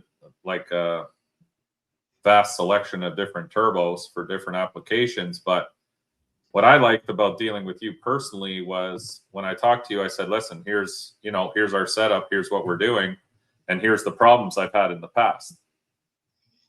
So with the rear mounts, we've had a lot of spooling issues. We've had a lot of, different issues, and up to date, and I'm a straight up person. If they sucked, I tell people they sucked.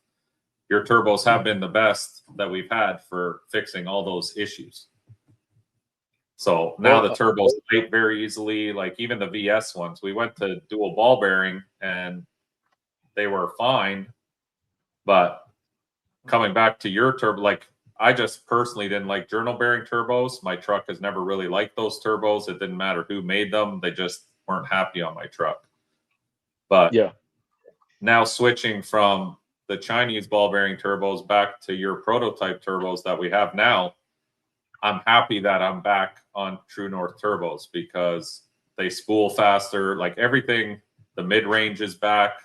Like I was noticing when we had the VS turbos that we lost all that mid-range power. That I don't know what you do. I don't know the science behind it. You would know a lot better than I do. But it's interesting to me that you can just switch turbos for the pretty much the same size, and they're so drastically different in characteristics. You know what I mean? Yeah, and like we've encountered some situations. I mean, I'm not going to name names because I don't believe in bashing any companies or anything like that, because there's a lot of guys out there, they work hard and they do their own thing.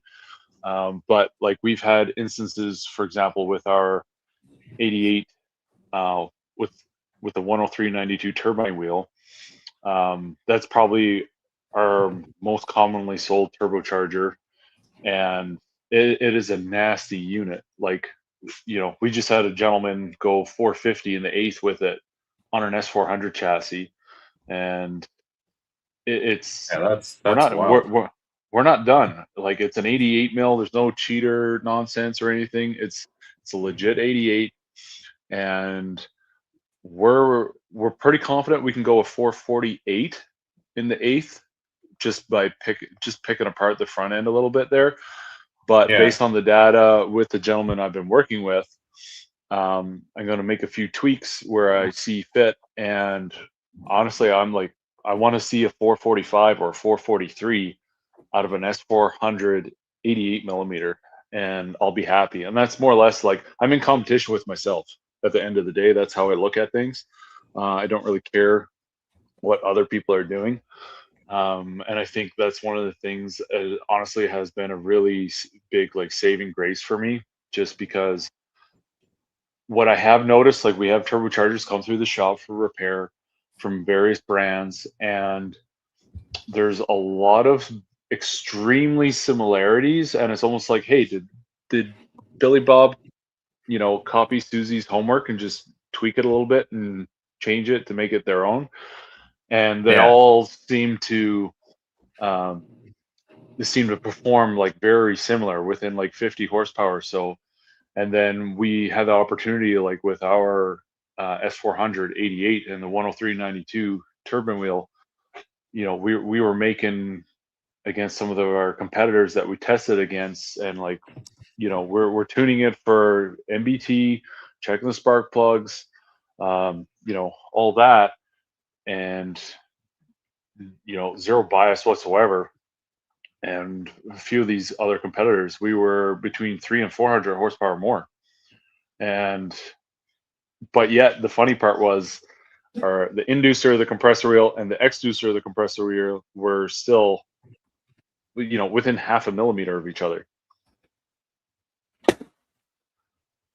We got one person that asked, are they ported and flow tested when you do them? So we don't really do like ported and flow tests. We do have software that provides a simulated compressor map. I don't put the compressor maps on the website just for the sake, my opinion on them. Like, maybe this may skew a little people, like they may not like it, but it's just my opinion based off of the hundreds of cars worth of data that I've gotten to see. Is the compressor map is going to show you what that compressor wheel is capable of. Okay, but you also have to factor in the choke flow of the turbine wheel, and the choke flow of the turbine wheel is what is driving your compressor wheel. But once you hit your choke flow point on the turbine wheel, it doesn't matter if you're reaching the potential of that compressor wheel or not, because you're going to stall. You're just not going to hit it, right? And that's just you hit a point where there's no more gains, and that's where guys will start to see back pressure starts climbing as the more boost you start throwing at it, but in regards to that, yeah, no, we do simulated compressor maps, and anytime I've challenged myself or even some of our guys that really push this stuff hard, we're typically within like 2 to 3% inaccuracy on them. So, and I was pretty happy with that. There's a couple companies that do have their own test bench for doing it. It is something that I do plan on building, but unfortunately for the time being, where our business is located, I'm not able to set up our own gas test center to do that. We got another question. Sorry, go ahead. When we do that, we'll be sacrificing turbos in order to, post real live data on it. Flow test them. Exactly. We got questions like this guy saying he's building a 5.3 Summit LS Howard 22X. Can you read this, Nick, or no? Or do I got to read it? I can't. Let me see here. Okay. Building a 5.3 basically with 243, 799 heads. Definitely need a single turbo setup. What would be the size for something like that? So the one thing I always ask when people ask this stuff is I want to know what fuel you're running. So if you ever, you're familiar with my turbo spec sheet. I always want to know what you're revving it to, your camshaft, and what fuel you're running and what cylinder heads. And those, I found those key points of information, I've been able to really nail the specking for turbochargers. Well, yeah, absolutely. You hit mine right out of the park, right off the rip with the last one. So the best thing to do is go to your contact us here and do the turbo spec form. Yeah, turbo spec form, and then I'm the one that is answering all of those. And probably my biggest gripe with that though is sometimes I respond to guys and it goes to their spam folder. Then they get mad that, hey, we never heard from you. Nick's a jerk. He doesn't get back to us. It's probably in your spam folder because I spend hours answering everybody. I got you. So the best bet for anyone interested in getting a turbo spec for their setup is just hit you up in that contact us and fill out the turbo form. Yeah.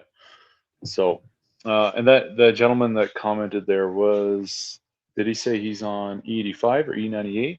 What's he didn't say. He does after E85. E85. Okay. And an alcohol carb. And then another guy, our other buddy Cody said he's fighting back pressure. He's got a VS 92-103. He's got a 92-103 VS, but he's scared of switching because it schools instantly. But in the same sentence, then he said, and I'm fighting back pressure with anything over 20 pounds. So we're missing some context. What kind of what's the displacement and fuel on the engine? Oh, I don't know. I don't know his engine. That's just what he's saying. Top secret grudge guy. Big grudge guy. He might not tell us on here. He might have to message you privately. So this is Nick's website for anybody looking. It's BSI Inc., which is True North Turbos. So you can contact him on there. Or take a look at his wide variety of different turbos. I mean, like I said, I'm not bringing him on here to sell turbos because I'm just telling you real life stuff. For myself personally, it's been a bit of a game changer for us. The truck just is much happier. It just works better. Honestly, you've been stacking up the win. Like every Sunday or Saturday, I check Facebook and I see you're there just a big shit-eating grin and a handful of cash. So Cheater. That's all thanks to Terry. No. He's such a big help. He's such a big help here in the summer. Really guiding me Yeah. through all the races. it takes a team, right? It does. Terry's my emotional support animal. He messages me while I'm driving 8 hours on my way to the race to tell me how he's by the pool relaxing No. and enjoying cold beverages, and No. I better get my shit right. And That's true. if I don't win, not to call him on Monday. Yeah, So you it pissed really me off. motivates me to not fucking lose. Oh yeah. No, but I'm a firm believer of, and I always been like that. I'll try everything once, but when you see results on something, why are you going to change something that's working so well? You know what I mean? Like we try, and when you've tried enough things, you realize, like I said, we've tried a shit ton of turbos, but the only ones that have really been like a really big game changer for us was when I got in contact with you and we sat down and I said, okay, here's the setup exactly. And like you said, I mean, this is your business. So you take time to give people what they want. And I remember when we first talked, you were telling me what turbos to run. And I'm like, nah, we need bigger turbos than that. And you were like, no, we don't. And I'm like, what do you mean? Everybody else is running, this turbo, that turbo, in my eyes, not being a turbo professional, bigger always sounds better. You know what I mean? You're like, well, I got a big displacement motor, so I need some fucking twin, 83s and blah, blah, blah. But that's really not how it works. No, and the thing is, with some of these larger turbos, guys get so fixated on the numbers and the size, and they're like, oh yeah, they think just because they're going to put this larger turbocharger on there that they're going to make all the power in the world. But I had news for everyone. That's not how it works. I've had people, one of my favorite combinations is 5.3 LS with TFS 220s. You could either, aftermarket crank, or if you want to bump up the displacement a little bit, throw in an LAT crank and, run that through it. The thing is a monster. Like we got a gentleman here who was racing the weekend there at Dig or Die, and they're 1450, 1500 horse on this LS combination, and using simple off-the-shelf parts. Summit Stage 3 twin turbo camshaft, the Summit Stage 3 twin turbo camshaft, and the Summit Stage 4 twin turbo camshaft. And Brian Nutter came up with those, and we were dealing with Summit a bit at the time when they were coming up with those and worked together, and they made those two camshafts in mind, and just absolute killer off-the-shelf product. This combination, for anyone that wants to get into no prep or whatever, and you don't want to spend $20,000-$30,000 on an engine, it's entry level, absolutely great. So, and when you start with this particular combination, what I was getting at, you have guys that think that bigger turbo, more power. Well, this exact combination, we've had guys go from, let's say, the TNT 488 with a 10392 turbine wheel, and they're like, oh, I need to put on 98 mil GT55 on here so I can go so much faster. Well, now you don't have enough exhaust to drive the turbine. You got the smallest exhaust housing possible that you could put on that turbo, and you just can't get the shaft speed. So therefore, you're not getting the pounds per minute that compressor wheel can put out. And they get frustrated. They're like, shit, why am I going slower now? So bigger isn't always better. No, and that was the misunderstanding. We got another guy here asking, he said, do I need a bigger turbo? I have a 91 102 T6 setup on my 419 LS3 10.8 compression on E85 and will not go over 22 pounds of boost even if I add more dome pressure. So when it comes to these kind of questions, when I'm talking, especially if a customer calls in and we're talking on the phone, the first things that I ask are, what's your intercooler setup? Because I've had over the years numerous people where, just like this gentleman, like that turbocharger, I don't know who made it. I could say, if he, let's say he had my 92103 on there, there's no reason why about 35 pounds, he should be 1600 horse. And then like that's about it. Okay. But depending on the intercooler, you want to drill and tap, your pre-intercooler end tank. So between your turbo and your intercooler, put a pressure gauge in there, see what the pressure drop is across the core. So years ago, when I first started working with TC Tunes, and he had one of my GT55 88, and he was happy with it until he started to turn it up. And he's like, this thing's like kind of a dud. What's going on? We're not making any power. And we did that. And I don't remember the exact number. I can't remember if it was like 18 PSI was the pressure drop. He was on John Capizzi's dyno there in Michigan. And they drilled and tapped it and found that. And then as soon as they removed the restriction, next time out, he picked up 400 horsepower. 400 wheel horsepower. No tune change, just swapped out the intercooler. And the problem with the intercooler that he had at the time actually had to do with fin design. A lot of people don't realize, like, there's a lot of people spend a lot of money on, like, well-made brand name intercoolers, but also sometimes mistakes happen, like little fins on the inside. There's multiple different ways those fins internally can be made for whether it's passing water or air. And I gotcha. if you have the fins that are designed in a particular way, I have pictures of them here. Unfortunately, I can't show you, but if you have that, you're going to be chasing these issues. So therefore, what happens in this situation? You're adding dome, back pressure's going up, compressor wheel is fighting this restriction, your shaft speed is going up, and if you have enough motor, you can actually overspeed the turbocharger. But in this case, maybe he doesn't, and you're standing there like, fighting yourself, basically. Yeah, you're like John Travolta with your wallet out, just looking around, like, where's the power? What's going on? Yeah.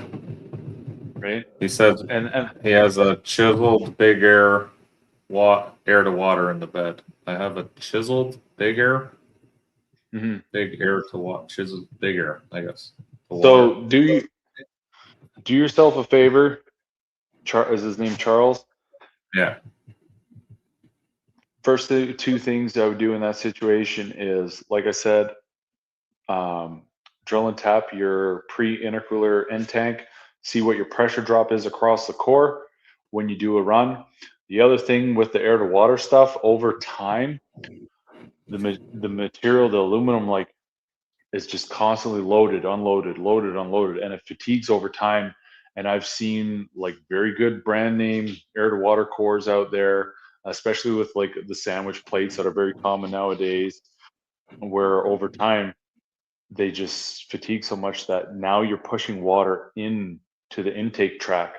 So you're putting your fire out. Another question we got is, what's your thought of cold side boost control instead of wastegates? Not a fan of it at all. Overspins the turbo? Exactly. The reason why I don't like that is, this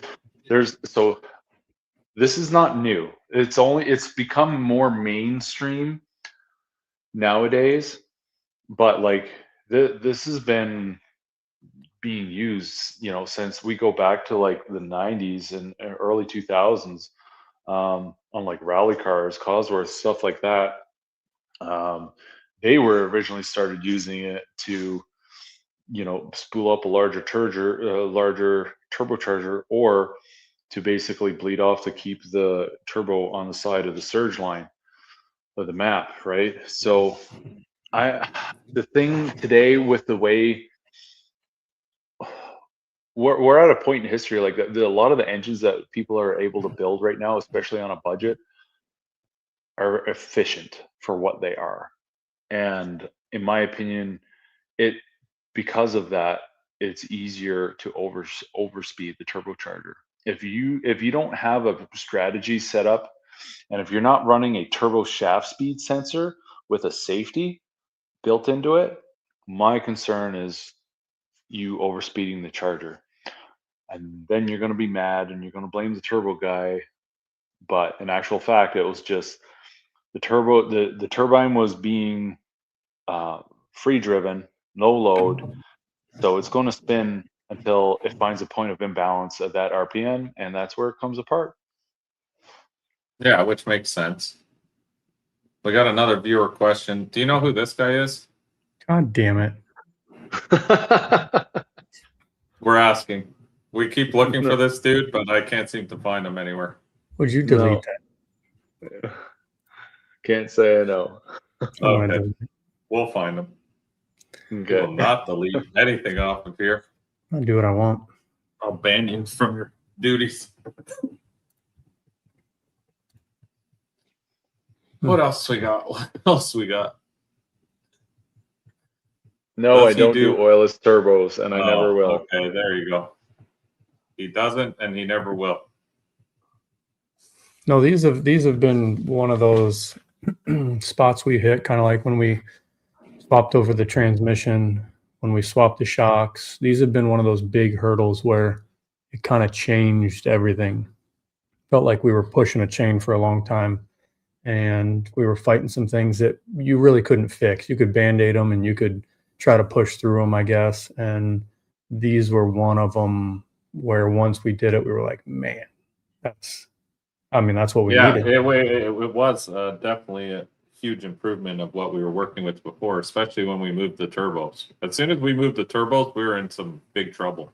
Yeah. Back with the old ones, because it would take a shit ton to spool them. And it was just annoying more than anything. I probably fucked that motor by testing multiple strategies to try to get them to light. Yeah. We bent the valves rods, are probably not too happy. Well, yeah, we cracked a set of heads from heat, supposedly. Now, I don't know if that, we'll take that with a grain of salt, but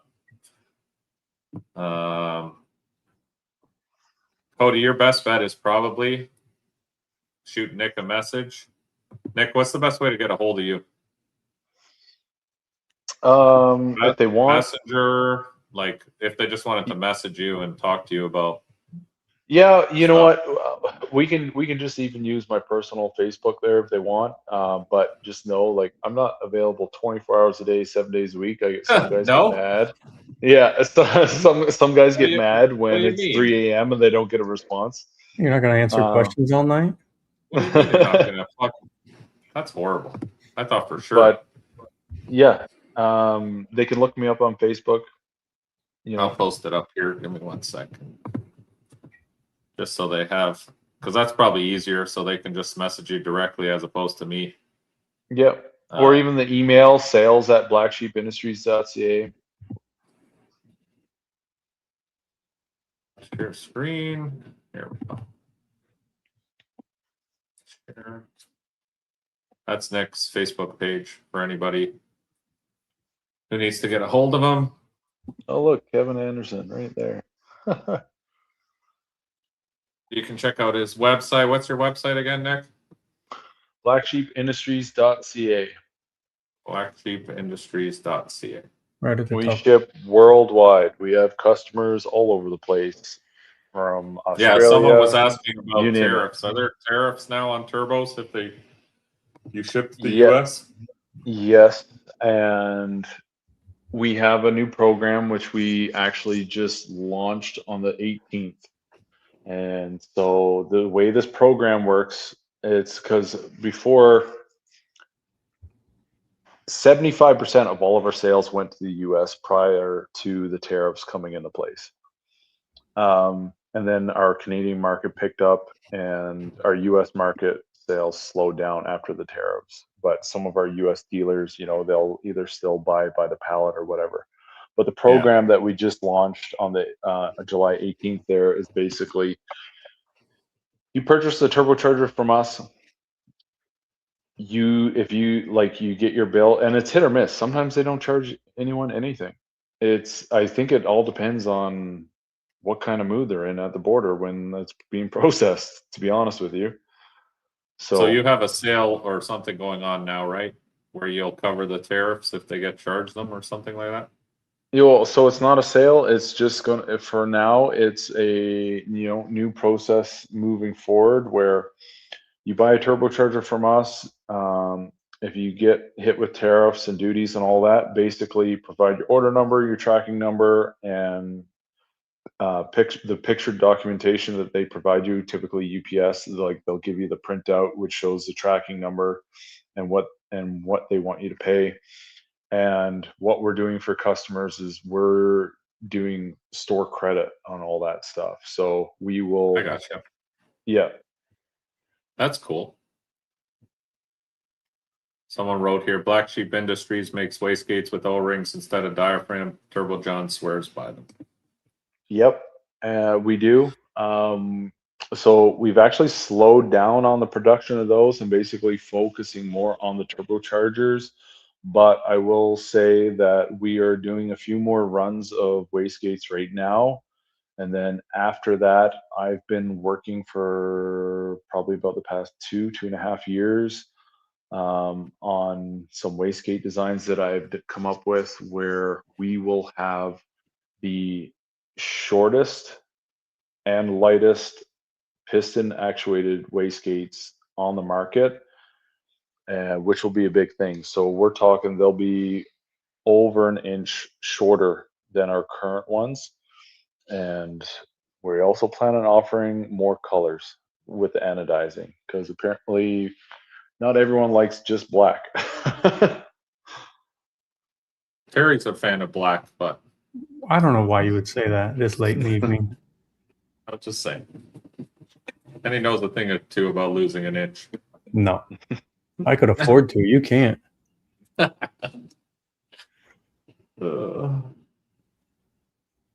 All right. Well, do you have any sales coming up? I know we were talking.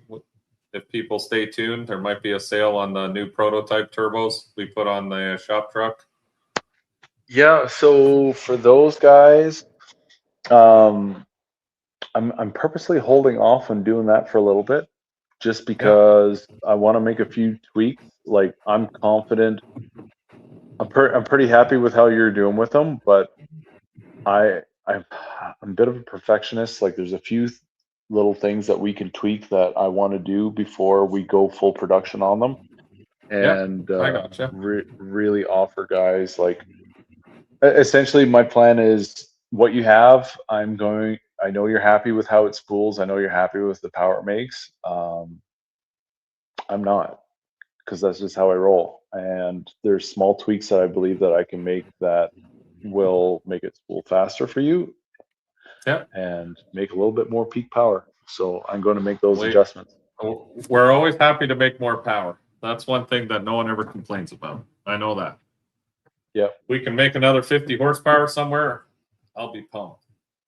Well, and that's one of the big things I focused on developing the compressor wheels. And when we tested a lot, like we compared some of our turbochargers against some of our competitors out there. There was two in particular competitors, very well known in the US.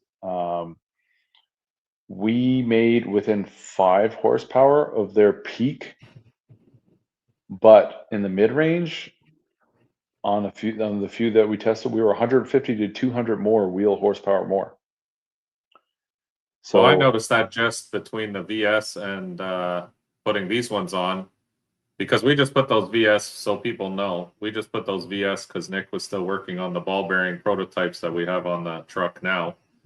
So we were having an issue with journal bearing, and it's nothing to do with his turbos. It's just the oiling system, the way we have it set up in the truck, was causing issues. So we put those VS ball bearing ones on just to eliminate the oiling problem. And like I said, it's a day and night difference in that mid range. I noticed as soon as I put those, because ball bearing are supposedly known for spooling faster and being better down low because it's less rolling resistance, I guess, than a journal bearing. You're probably going to tell me I'm wrong, but that's the whatever you want to say consensus that people seem to say. Yeah, but all the data that I've seen, if you take the exact same rotor assembly, so the exact same turbine wheel, exact same compressor wheel, and one's a journal bearing and one's a ball bearing, all I've seen, like we're talking milliseconds, you're just reducing the moment of inertia with the ball bearing. That is it. The nice things about ball bearing is they can take slightly higher thrust loads. You know, so that's like, especially in the diesel world where like they're whacking the throttle a lot. But also like I've made changes to our journal bearing and our thrust bearings so that the oiling, the way it oils, there's a steady pressure on both sides instead of like the flooding style. Like I know when you'd rebuilt a lot of S400s and you see a lot of them where the thrust washer itself, you know, it's either the 270 degree where everything just falls out, or it's the 360 where it just all floods into the middle, whereas ours is different. It pressurizes both sides of the thrust collar, not just, you know, flooding it, right? Yeah, for me, it's just an oil thing. The ball bearings take so much less oil required to keep them lubricated that exactly, you know, that is a very big, you know, that's a very good benefit to them. Some people don't want to pay; they rather run an extra liter or two in the pan. They just don't want to pay that sort of for that. Yeah. But 100%, you know, when you have to run a -6 oil feed to an S400, you know, especially if you got two of them, well, when you're making your run and it's all coming out of the engine, let's say, you know, you're going to be short on oil. Simple as that. They drink a lot and it goes back to the pan, but you know, you're also heating up you're increasing your oil temps a bit as well. Ball bearing turbos will help you, you know, alleviate some of that. What the hell is a liter? We're dealing with mostly Americans on the chat here. They don't know. We're talking Chinese to them. A quart. Terry was smiling the whole time talking about all this oil. He was getting excited over there. Yeah, thrust and oil. I mean, thrust and oil. I was wondering what he was doing under the desk, but he was calling Diddy, was he? Yeah. I need a goddamn liter of cola. All right, well, we're probably going to start wrapping it up because we normally only do 2 hours. So if anyone wants to get a hold of Nick, like I said, great guy, as you can hear, very knowledgeable about turbos and the turbo world. I would highly recommend personally myself talking to him if you need any turbo stuff. Like I said, out of all the turbo companies we've worked with so far, and that's the honest truth, you've been, your shit just works. It just, I don't know if it's just from talking to you and you actually giving a shit and sending us the right stuff, as opposed to, you know, sometimes people just tell you, yeah, just put these on it. You know what I mean? They don't really care. You look it up on the internet. Yeah, just look it up on the internet. Order whatever you want. But where it's nice to to talk to someone like yourself. You know, you put in the time, you test this stuff, and like I said, I kind of just put faith in you. I said, all right, well, this guy seems to be smart about this stuff. Terry and I are scientists in our own ways, but it's a different kind of science. We don't really know turbos, so yeah. It's nice to talk to someone who actually cares and is like, hey, I'm going to set you up with, and I'll give you guys some advice. Don't argue with Nick. He actually knows what the fuck he's talking about. So when he tells you you should run this or that, and you turn around and tell him, no, the internet or Facebook told me I should run this, guy down the road, you're already going down the wrong road. This guy knows. The stories that I could tell, man. Oh yeah, no, and I know that. And how many times have you and I fucking talked? And I'm like, "Are you serious?" Well, the internet, and you're like, "No, just do it like this." And I'm like, "Fine, fuck, I'll change my whole setup again." And yeah, so give Nick a shout. You guys saw his Facebook. You can either reach him on Facebook there, or you can reach him at. How do I make another thing? Or maybe I can only. You can show them the True North Turbo Facebook page or Instagram page. All depends. So many social media these days. Holy crap! It's just like too much. I know, it's crazy. Or you can check out his website at blacksheepindustries.ca. Correct? Yep. Check out all his different turbochargers. I'm sure he's got one for whatever application you need, and if he doesn't, I'm sure he'll make one for you. That'll work. And yeah, thank you for coming on with us, Nick. I appreciate you. And I appreciate everything you do for our racing program. I mean, it's been game changing. All the guys we've worked with in the last year and a half, it's definitely, it's a reason why we end up in the winning circle. Yep. Because you got good companies behind you. So. No, it's awesome, man. You guys put a lot of hard work in, and I'm just happy to be aboard. I'm happy to, be a part of your guys' success, and yeah, just keep on killing it. You guys are doing great. I appreciate that, and yeah, we'll keep doing what we're doing. Hopefully, not wreck too many turbos. Yeah, don't send engine parts through your turbo. That's like that's the ideal thing. And learn how. And another thing I've learned is learn how to pack a turbo properly. Don't just send you a turbo in a box, taken apart, and just throw it in there. Yeah. I don't know what kind of asshole would ship stuff like that from Florida all the way back to Canada and just throw it in a box of parts and say, "Here you go, fix this, please." I swear, you just threw it all in a can and then sent it back in pieces. Oh, one question someone has is, so why is the website Black Sheep Industries, but yet it's True North Turbos? That is a good question. I never asked you that. Okay, so Black Sheep Industries is the main company. So like you see on there, the wastegates, the blow-off valves. Oh, okay. They're the mother company.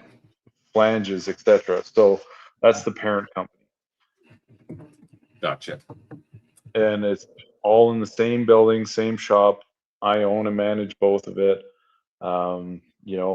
Sometimes, some days there's Black Sheep parts being machined on the Haas. Some days there's True North Turbos parts being made on the Haas. So, So Black Sheep Industries in layman's term is the mother company and True North is an offshoot of it. Exactly. Gotcha. Awesome. Well, I appreciate you, brother, and hope everything goes well and hope some people reach out to you. That would be the smartest move they make for their program. So. Yeah, happy to help. With that, we'll say good night, and we got to do a quick, I promised our fans a quick draw tonight. And I wanted to ask you before you leave, where was it here? I need something from you. Here we go. Can you see our feed? Yep. Nick? All right. Yep. See the shirt that says sold out?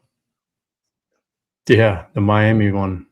Miami Turbo shirt? Yeah. Yeah. Can you send me that design so I can get some t-shirts made like that? I'm actually planning on making more. Okay. If you're making more, can you not put that on the front and put it on the back and maybe put the little logo on the front? Okay, yeah, we can do that. I hate when the big shit's on the front. Yeah. But I really like that shirt. When I was in your thing here, I was like, oh man, that shirt's badass. Yep. So if you're making more of those, I'll order a couple of those for sure. And I'd like to order some to give to some of our viewers as well. I have another one just like that, except instead of True North Turbos, it says size matters. Well, on this chat, size definitely doesn't matter. So but if you are making another run of these, or if you're not going to, if you want to send me the thing, I'm going to make a run of those. I think that's a really cool shirt. I think it would look badass on the back, and maybe that same logo in small on the chest, like kind of like how we do our tees. Yep. And then, I'd like to give some out to some of our friends that hang out with us here. You know what's funny is we actually stopped making that for a while because of the pink. So we were getting like tons and tons of complaints. Everyone like, oh, the shirt will make me be gay. And I'm just like, are you serious? Grow up. Is that pink or purple? It's pink. Is it? No, I don't give a fuck. I think it looks cool. Yeah, I saw you looking at it. I thought the same thing. Yeah, I was looking at that and I'm like, that's a badass shirt. I don't like it on the front, I'll be honest, just because I don't wear shirts that have big logos on the front like that. Like the mannequin here, but it would look badass on the back, and then the same thing, like small in the front. Anyway, that's just my 2 cents. No, we can do it. If you're making a run of those, I'll take a bunch and we'll give them out to some of our fans here. Or friends. Not even fans. I call them friends. All right, brother. We'll talk later. Hope you have a wonderful night. Thank you for coming on. Yeah, no problem. Thanks for everything, guys. You guys have a good one. You too. See ya. All right, Terry. It's that time of the night. Give me a number between 1 and 120. I just went random. I don't know. 122 then. I said between 1 to 120. Yeah, but I don't like that round number, and I have to get as far away from the beginning as possible because these guys started talking at 6, and it's all the same 5 people. So let me scroll. So 122. 122. So Terry picked 122. Whoever's number 122, the 122nd comment in the chat tonight will be receiving a Sinister prize pack. I know someone on here said you'll get it when you get it, and that's true, but I do have to go and ship some stuff later this week, so I will be shipping it with that order later this week. So whoever number 122, if you can post up the comment, Terry. I just got to the beginning. All right, Terry's going to count, and whoever is number 122 in the comments will be receiving a free Sinister prize pack as an appreciation to all you guys joining us. Hopefully they're still logged in here live with us. I just wanted to give Nick a chance to talk about his turbos and stuff because they really are really good turbos, and he's a small Canadian company, so I think it's good to support small business sometimes. I am Mike's biggest fan. Thank you. Thank you, Floyd. Love you too, buddy. Damn, you guys. I missed the first hour of the show. All right, Nick, we'll play the intro again before we head on out, just for you. I don't know. Happy was supposed to come on, but, you know, it's Happy. Who knows? If I'm not 120, look at Terry. Terry, instead of picking like 65, he went fucking balls deep. Who is you it? fuck. Oh, sorry. Who is it? James Glenn. It's James Glenn? Yep. James Glenn, you're our winner. Please, I'll write it in here. James Glenn is number 122 for tonight. Please DM me your full name, real name, if it's not James Glenn. And stuff. Message me on Facebook Messenger. Send me your shipping address, full name, contact info, so I can send you out your prize pack. Congratulations. You are tonight's winner. Oh, he's still on here. Good. Sweet. I'm not telling you what you're getting. You get a box of random Sinister shit, whatever I feel like giving you that day. So, I mean, it's true. I go through all the stuff I got because we have like a merch room, and I just grab a bunch of random shit, throw it in a box. So, but I do need your size because there will be a t-shirt in there for sure. So I need your size and your mailing address. If you can DM me that would be amazing. I'm not recounting that. Forget it. No, Terry's not recounting. And if anyone thinks it's rigged, by all means, go up to the top of the comments and start counting. Oh, But as of now, can I message? Yeah, you can message me on Instagram. Any way you want to message me. I just need, obviously, your personal, not personal information, but I'm sure you'd rather not put it in the live here. So just DM me any which way on any of my socials, and I'll get that up for you. I regret. What does this say? I agree with you. I hate shit in front of shirts other than, yeah, I'm not, I hate like wearing shirts that have a big, feels weird. Yeah, like I like them like motions here. Like this little thing on the side in the front. It can be the same logo. Like all our Sinister shirts have the Sinister logo here, and then the back is always something different. Yeah. Definitely not. It's not rigged, trust me. Terry has no idea. He just picks fucking random numbers out of the fucking air. Look at him. We don't plan this. Hey man, thank you. We appreciate all you guys. Like I said, this is our little group, our little family on here. So I like to give back to you guys when I can. I appreciate you guys, all you guys, for hanging out with us on Sundays. This is my my therapy. I tell Terry all the time. Sorry I didn't have more stuff on Billy and Molly, but honestly I wasn't at the track. I'm sure they'll talk about it on the table, but I'm also sure they might not. Yeah. A lot of people don't want to touch that topic. So Terry is a lot of people do. I mean, a lot of people want to talk about it, but I don't really have any information, so it's hard for me to talk about something I know nothing about. You know what I mean? Like, what am I going to discuss? I have no input. I've seen all the same shit everyone else has seen. The crazy Instagram shit, all the, like, there's nothing else I can say.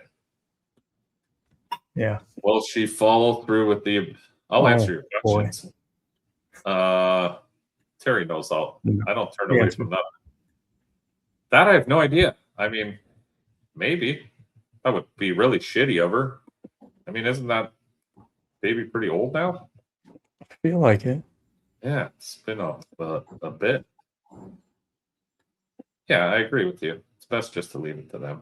I don't really know much about it. I'm just happy I'm me. I'm just happy to be me. You know? Sometimes you got to look around and be like, hey, life's not so bad. Life's actually pretty good.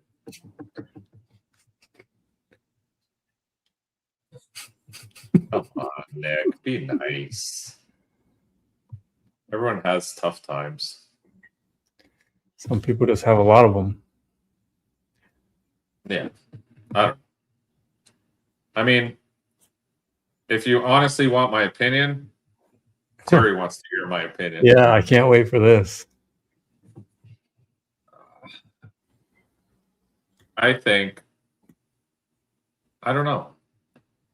I feel bad, but I also don't feel bad, because if someone's trying to monetize off of their craziness and post stuff on social media, like I've never seen somebody post 800 Instagram stories in one day. You know what I mean? Like, that's the weirder part to me. It's not like, I don't know their personal life, but they're making it so not personal that it's hard to not.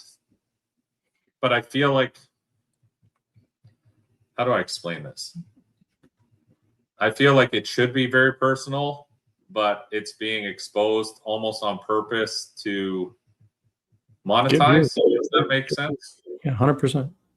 And that part is the part I don't like, because if that's truly what's going on, then trying to make money off of it, but then turn around and everyone's like, well, you know, you should leave them be and it's their personal business. Well, it's kind of hard to leave. It would be like me coming on here every Sunday and just start popping off on my personal life. You know what I mean? People would talk about it because I'm forcing them to talk about it. Yeah. Like, I don't really care what goes on in their life, to be honest, and I'd rather not hear about it. But when you put it all over social media and turn it into a thing where you're now trying to make money off of it, like somebody making YouTube videos fucking popping off like that, the only thing I see is somebody desperate to try to make some money, but that's the wrong way to go about making money. You know what I mean? Because I noticed in even Ben's live and stuff, people are like, well, you know, why don't you guys mind your business? We are minding our business. Like, I don't really want to know about any of it, but when you're fucking spamming, when you have a following and you're spamming that following with that personal fucking shit going on, it's kind of hard for people not to be in your business. That's my take on it. I find it fucking kind of fucked up that you're trying to monetize a horrible situation, I guess. I don't even know if it's a horrible situation. Maybe it's not a horrible, you don't know what's real anymore. That's the problem with the internet. Like, is this just a fucking thing like a soap opera where you're trying to flip money? Or is this like, maybe she is super crazy, but if she is super crazy, then why put it all over? Like, we went from Instagram to Facebook, now YouTube. Like, there's YouTube videos of crash outs. Like, it's fucking wild.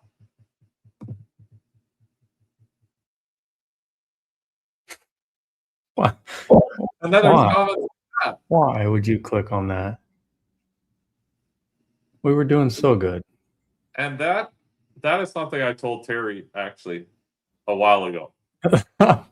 I'm like, I don't know if it's the water over there, but everybody's starting to look very related. Okay. All They right. are. I even asked Chris Lane the other day. I said, Chris, you incorporated this? Are we going to see a Chris Lane baby somewhere pop out? He's still in here. He can hear you. I love Chris. She hauled ass to cult. Yeah, but this is what I mean. Like, why do you guys know this stuff? I know why you know this stuff, because she posts about it every day. I'd rather not know about it. But it's... Yeah. Damn it. See? Damn it. She was with Big Rob. Like, this is what I... Like, it's crazy. Shit's crazy.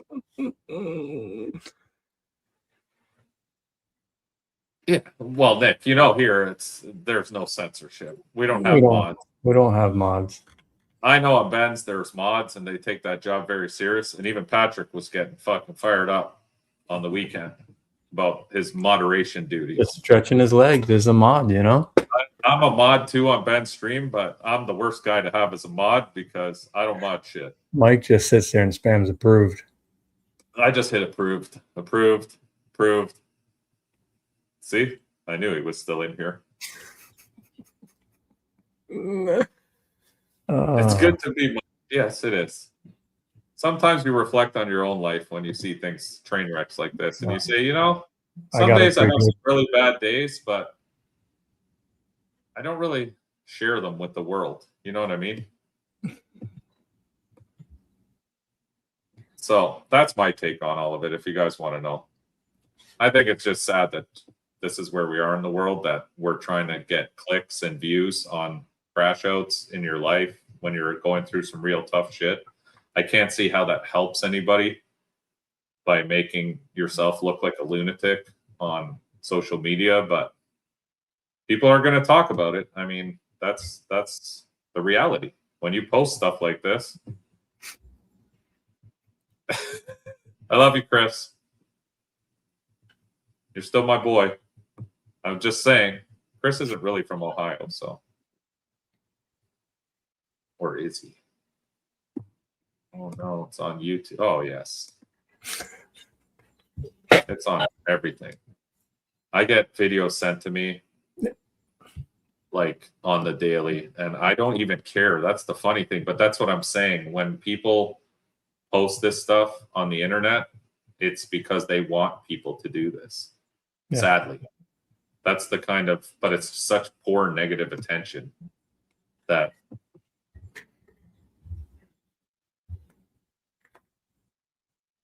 no, none of it's going to change. It's only making it worse. And then they go back and forth on social media, which makes it even worse. Because now you take a person who's got, say, 100,000 followers on this side, and now the person with 500,000 followers is arguing back. So now you've incorporated 600,000 people in your business. I mean, I don't even post pictures of my son on my social media because nobody's fucking business. Yeah. This is their business. Their business is right here. I'm happy to share this part of my life with everybody. But outside of that, nah, that ain't for me. Oh my God.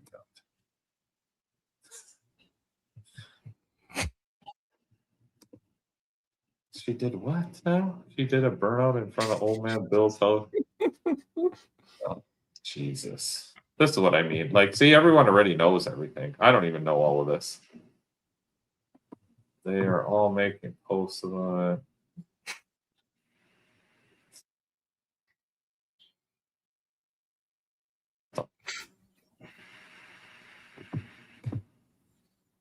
This for talking all this crap to make people hate Billy. I don't think people hate Billy though. They love Billy. Billy has his own cult following of people who love Billy. That's another weird thing to me, but we've talked about that in the past. That's some shit right going on there, even with Terry. I have to break Terry from the fucking Billy You are cult. so full of shit tonight. When I met Terry for the first time, he invited me over for dinner, and I walked into this room. No, you better. You are such a whatever he's getting ready to say is he's full of shit. I turned the corner, and there's this little room he's got in the corner, and it's just pictures of Billy with candles. No, you are a nasty person tonight. You know that? You're going to get these guys fired up. Look at them. I'm like, right here. You're going to get them Terry's going. like, I'm going to build an S10 just like Billy's. So Billy will appreciate me. But now look, see, I broke Terry out of his nasty ass cave, and now look at him. He's a better man today. When I first met Terry, he was one of them, but I pulled him out of the pit. Terry, you're welcome. That's what your buddy's for. Oh, yeah, we can't talk about that. That's off limits. Oh, that's off that's limits. Off limits. Oh my God. The Camaro's going to be down for a little bit. We'll just leave that at that. Had a rough time. Jet Black was. Oh, the fuck? No. This one. Terry, we need moderators on our chat here. I don't know. What they wouldn't have a job. No, because I would just unblock all the stuff they block. Yeah, there's nothing to block. It's just it all goes on.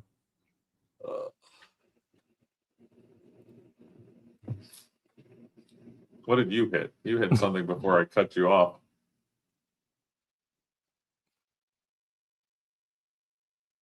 Or Terry. I joke with Terry, but didn't someone say something to you, Terry, on fucking Ben's feed?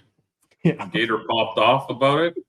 You guys better watch. I'm gonna warn you. I'm gonna warn you right now. I can make fun of Terry because he's like my little brother. But if you start making fun of Terry on Ben's feed and Gator sees that, you better not come to Florida. There's a reason why we call her Gator. She's gonna pop off on your ass. Somebody had a funny comment, which is fine, but there were people that didn't like his funny comment in the chat, so they handled it well.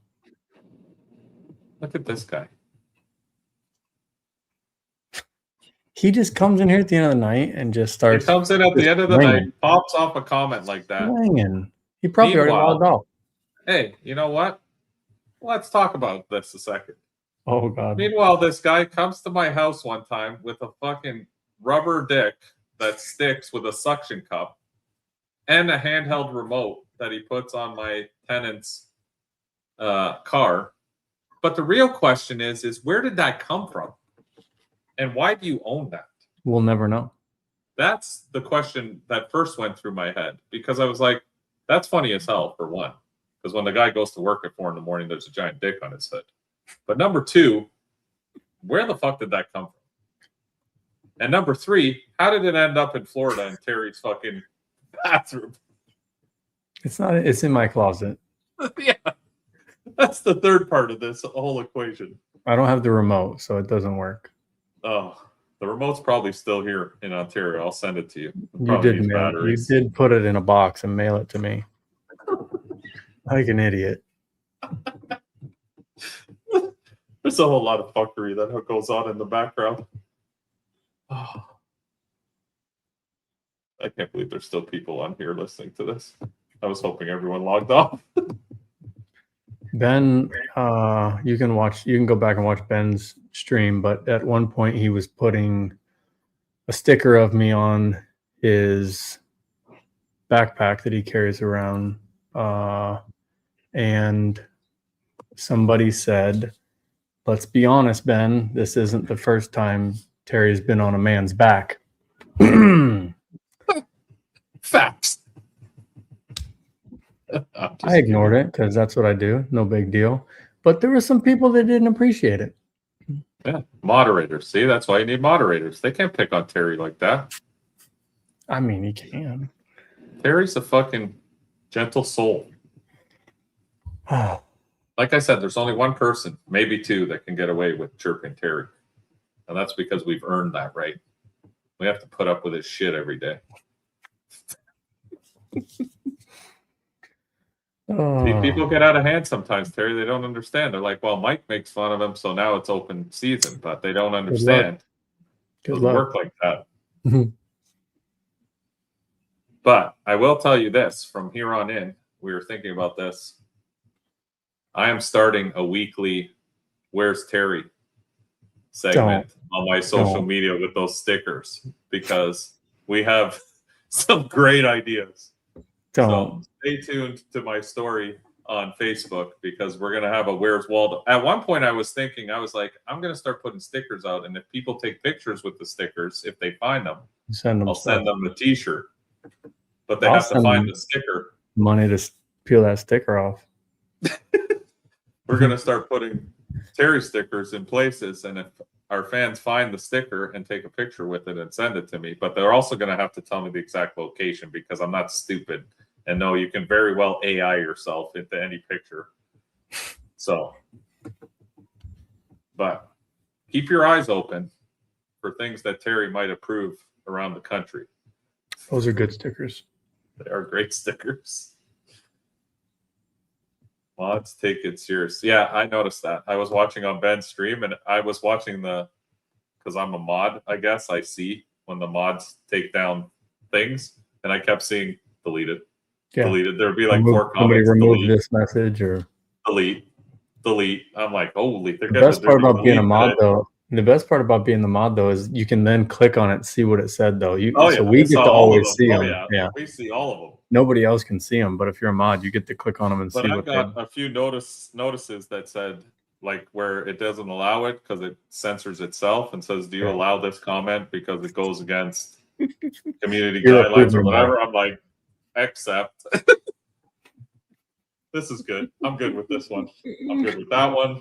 There's a reason why this show is not monetized. That's because we don't moderate anything. It's autographed. Did you smell it? Oh my God.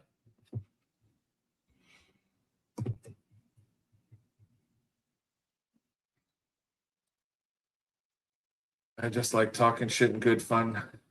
Oh yeah, 100%. Like I said, this is an open forum here. You see the comments in the bottom here? We don't. It's unregulated, as they say. And every time I go to monetize this to try to make my 78 cents that I get from it, they say no. This content is unmonetizable. Yeah, not a chance. Not a chance. Oh.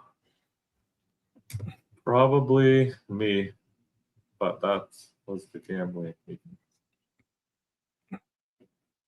No, I get it. I get it on Ben's stream. He makes money on that. On here, we don't make shit. I think out of all we've done, this is episode, 70 something? I think this show has brought me a grand total of about $1.59 of YouTube money. So cold hard cash. Yeah, we definitely ain't doing it for the money. That's the only thing I delete. Gambling. Oh, you can't gamble on? Like you I don't think so. I've heard people say not to do it. That demonetizes you too? Yeah, I've heard people asking not to bet. Oh, like Cash App Me or whatever it says? Yeah. Yep. I got you. I didn't even know that. What? Oh, 72. Yeah, this is our 72nd episode, and we've made $1.59. At this rate, I might be able to buy a coffee by next year's 120th episode. It's about 2 cents an episode. Yeah, it's USD money. It's USD. But I haven't hit the threshold where they actually send me the money yet. You have to hit $100. Will be a while. It'll be a while. One's got a helicopter. Yeah. Oh, we rich. Rich. True. I delete Molly comments because they multiply like, oh, Once you get the people going. Oh yeah. Once you get them going, they pop off. But there's certain places to talk about things, and one of them is here. You know, when you come on here, that you got to have thick skin because, I mean, this is the place. You mean you don't get donos on what are donos? Donations? No. I saw something earlier. I didn't bring it up because I didn't want to sound like a retard. You can't. I'm sorry. Why? Someone donated money? I don't want to sound like an idiot. No, there was something that they donated. It was called something funny. I've never seen it. I got to go back to it. It was something. It was like they. I got to find it. It was a big blue comment. It was in the chat. I got to go up and find it because I don't know what it's called. Like stars or something. Where's Billy's race in West Virginia? 304. I don't know where it is. I'm going to it, but I know where it is, but I don't know offhand. Super chat? It was something like that. I didn't even know that's an option on here. These cheap motherfuckers haven't been sending us donations. Yeah, I got babies to feed. Fuck. No, I'm over here working all night every Sunday night, spending hours on my perfect fucking intros. 10 gems. What are gems? It's a big blue comment. I don't know. I don't know what this is. What does a gem do? I don't know. I've never seen it in my life, but it's a huge blue comment. It stands out. Oh, Donkey, we know you haven't timed out anyone. Look at that comments profile. you make on here, I hope not. Look at that guy. That guy's been to prison. He ain't no snitch. Somebody was so mad in Ben's live at Donkey because he said something about SRC. It was the best. And then I told that guy I was going to time Don out, and he was so happy. Oh, God, it was good. And we'll tell you how it's done collecting donations. Look, we need some donations. Actually, in fairness, we did get a lot of donations, so I can't say that. That's what's getting us to 304, to be honest. I still have the list here. I'll even post it up again. All these people donated to us. That's what's getting us to the war at 304, because in all honesty, it is definitely not in the budget. These trips are expensive. I mean, people probably know, but it's like, even when you win, you're not really winning. Unless you win like one of these big hot, like, like small tire where it's like 10 grand, 15 grand. You're spending $2 grand to win $800. Yeah. That's the reality. You got to do it because you love doing it. It's not a money maker. And I win a lot, not to toot my own horn. Like, there's a lot of people that never win anything.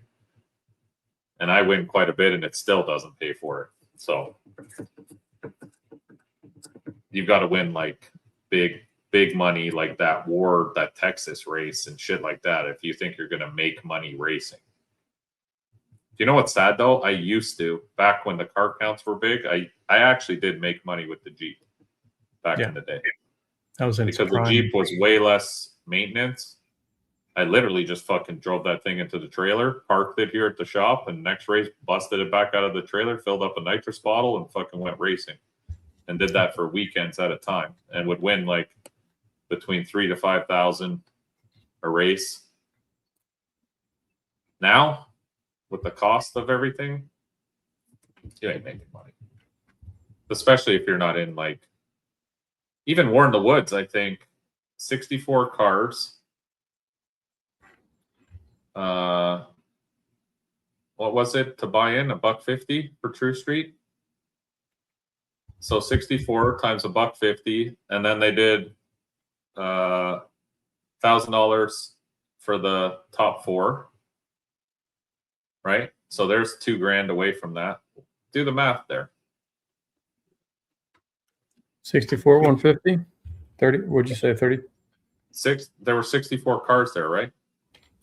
I would think it was the biggest class there this year. Yeah, 9,600 64 bucks. cars. It's what? 9,600 bucks. Minus $2,000. 76. 7,600, and then 80/20.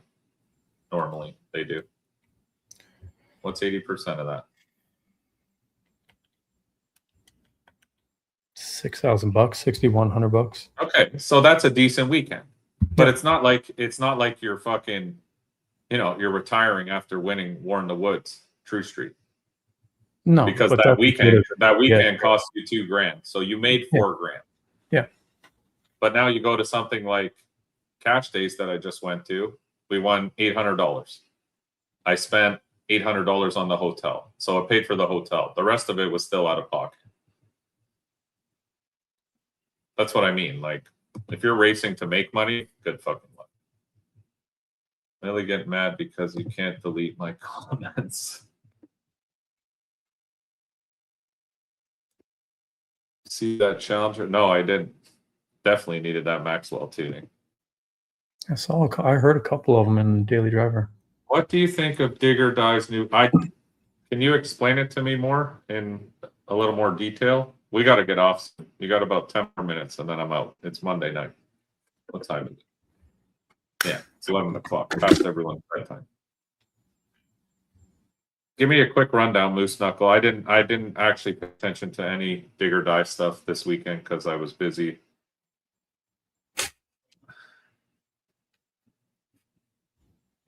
No.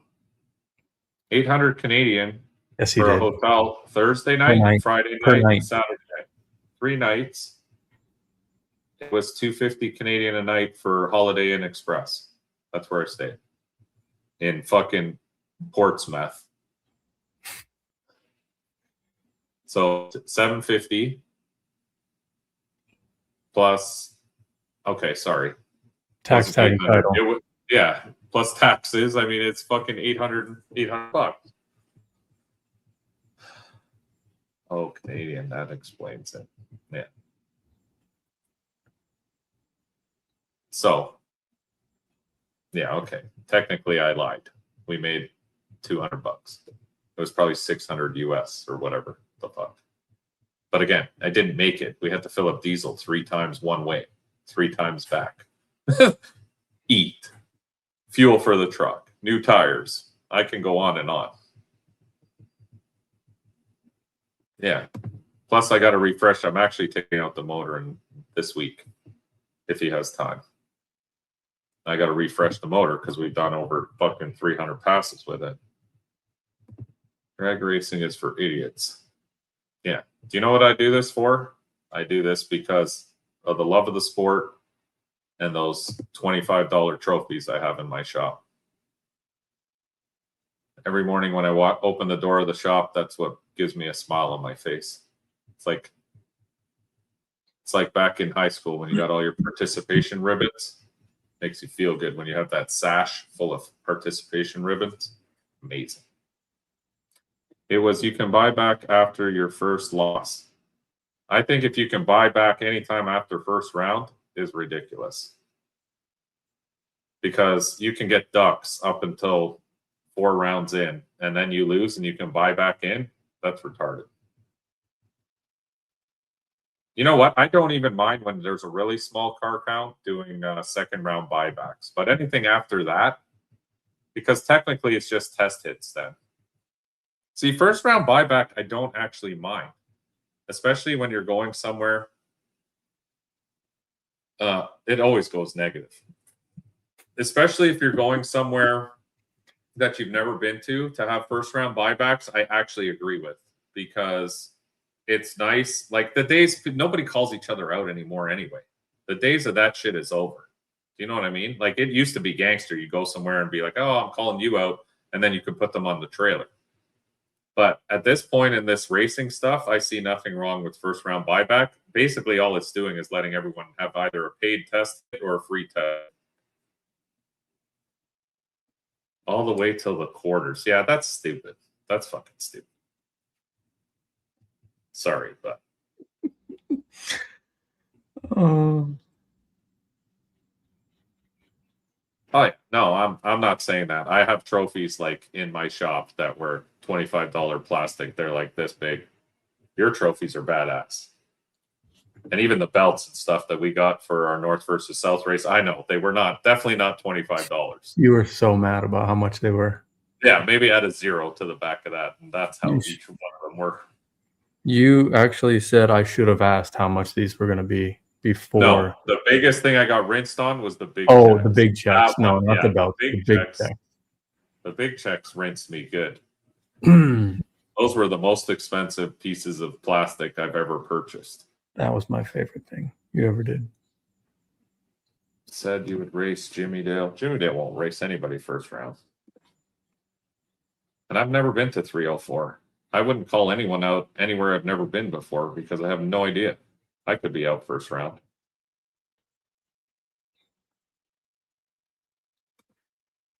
Ryan White knew what he was doing with those buybacks. So if you're keeping track, Mike likes buybacks and index racing, correct? Yeah. Can you imagine the time for those kinds of buybacks at War in the Woods?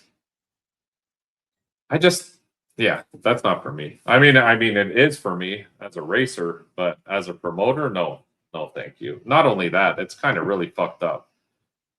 We got in trouble. Okay, we had a nuclear meltdown when we let a guy buy back into a race, and he won it, and he got a buy as well, or a buy into the finals. Mm-hmm. Remember that? Who was that? That was way long ago, but people were so mad. That's what started. Facebook. That's what started all that shit. Oh, that's what started the bullshit, guy. That's the bullshit. Yes, that's bullshit. He kept saying. Yes. Yep. That was the so beginning. We had a race early when we first started our series. We would let people buy back in. And I guess this car got a buy then into the finals and won the whole deal. And people went nuclear about. He got a comp buy. Was it a comp buy? I thought it wasn't a full buy. It wasn't like an error on our end. It wasn't like we messed up and gave him one after he bought back in. It was a legit, like, that's just how the chips fell. Like, nothing we can do about it. Yeah. I remember that. And then after that, we said, if you buy back in, you can no longer receive a buy chip, right? That's what we changed the rule to. There's times where you get to the end of it, everybody's considered your buy run if you bought back in, which makes sense to me. That's fair. Like I said, I don't really mind first round buyback because, especially when car count's low, it pumps up the pots a little bit. And it lets everyone basically take a test hit. Like I said, in this day and age, nobody calls each other out first round anymore anyway. Yeah, it was something weird where, like, the other guys had a buy already, and this guy brought back in and didn't have a buy. With the Monte Carlo. That's who it was. It was something weird. It wasn't a full-blown, we just gave him a buy. But I remember they were so mad. And then there was the whole bullshit video that came out, music video. It turned into a thing. It was great. T-shirts were made after. Yeah, I think T-shirts were even got made. Dude, it was great. Oh, it was so rough when we started. I took so much shit from so many people all the time.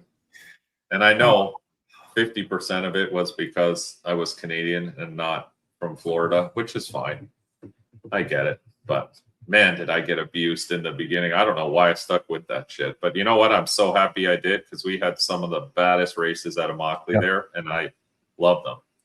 I love them not only for myself, but all the guys down there. We had a blast. I'm going to miss that track for sure.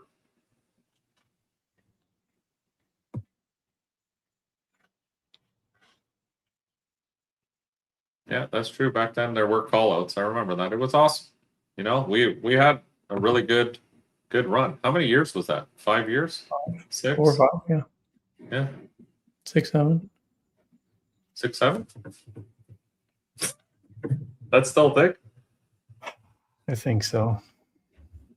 Yeah, I'm gonna miss Immokalee. This winter's gonna suck. We'll figure it out.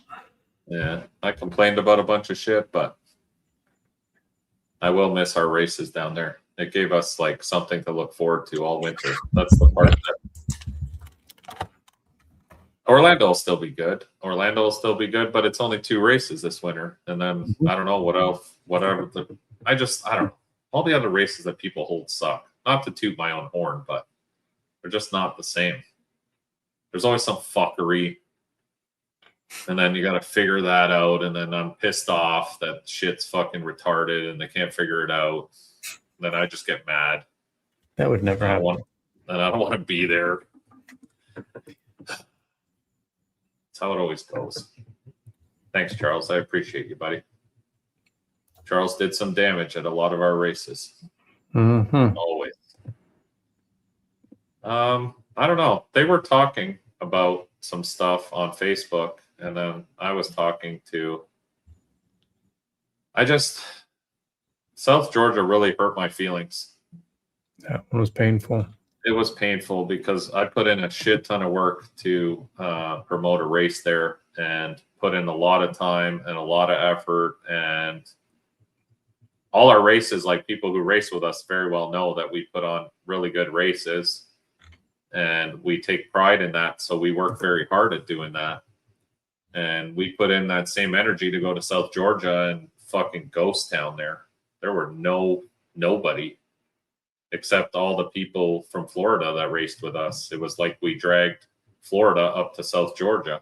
Yeah, ran all the same people. South Georgia brought like 4 cars, 5 cars maybe, and 0 spectators.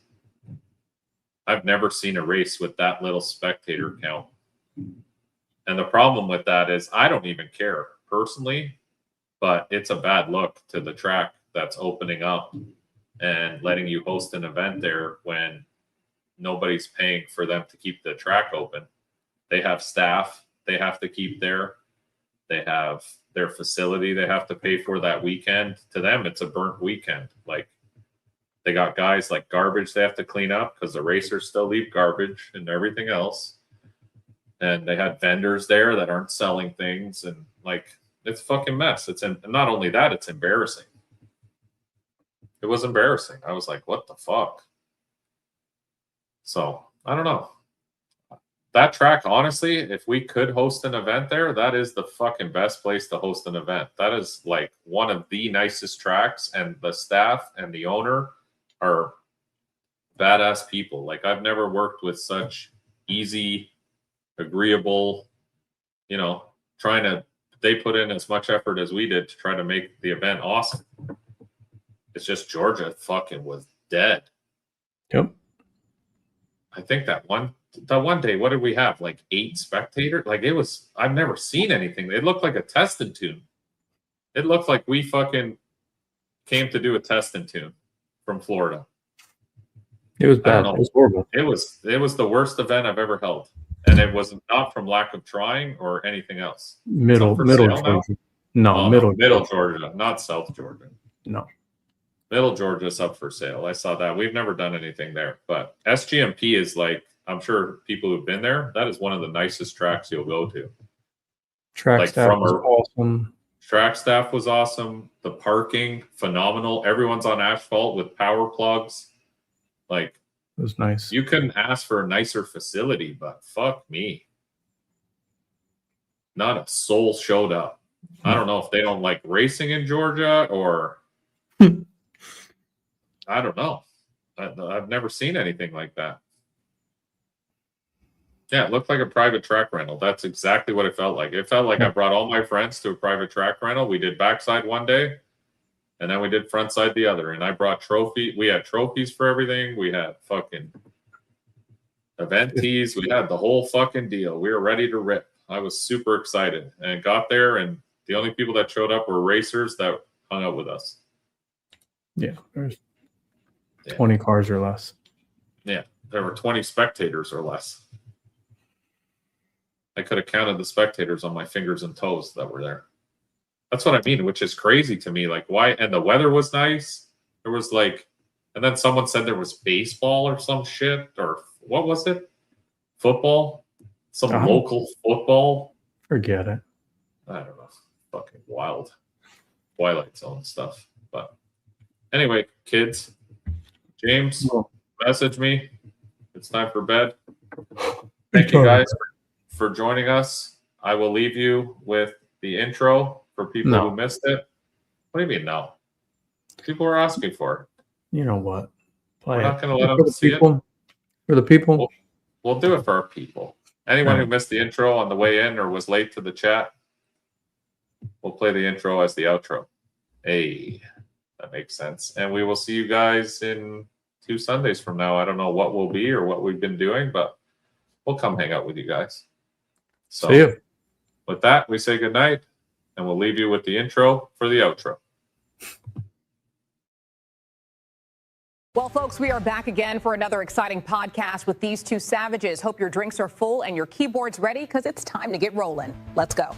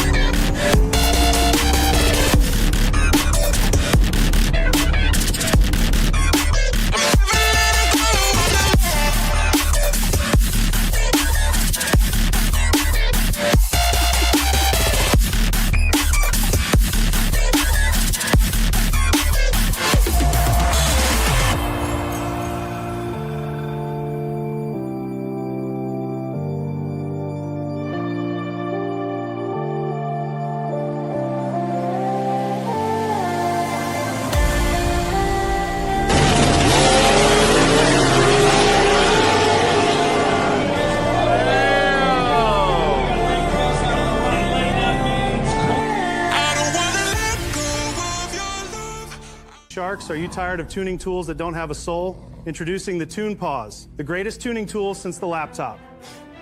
Maxwell, I'm out.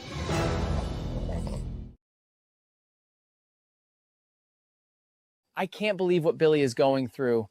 I should head to Ohio and give him a big hug. Imagine if the kids call me uncle. That would be awesome.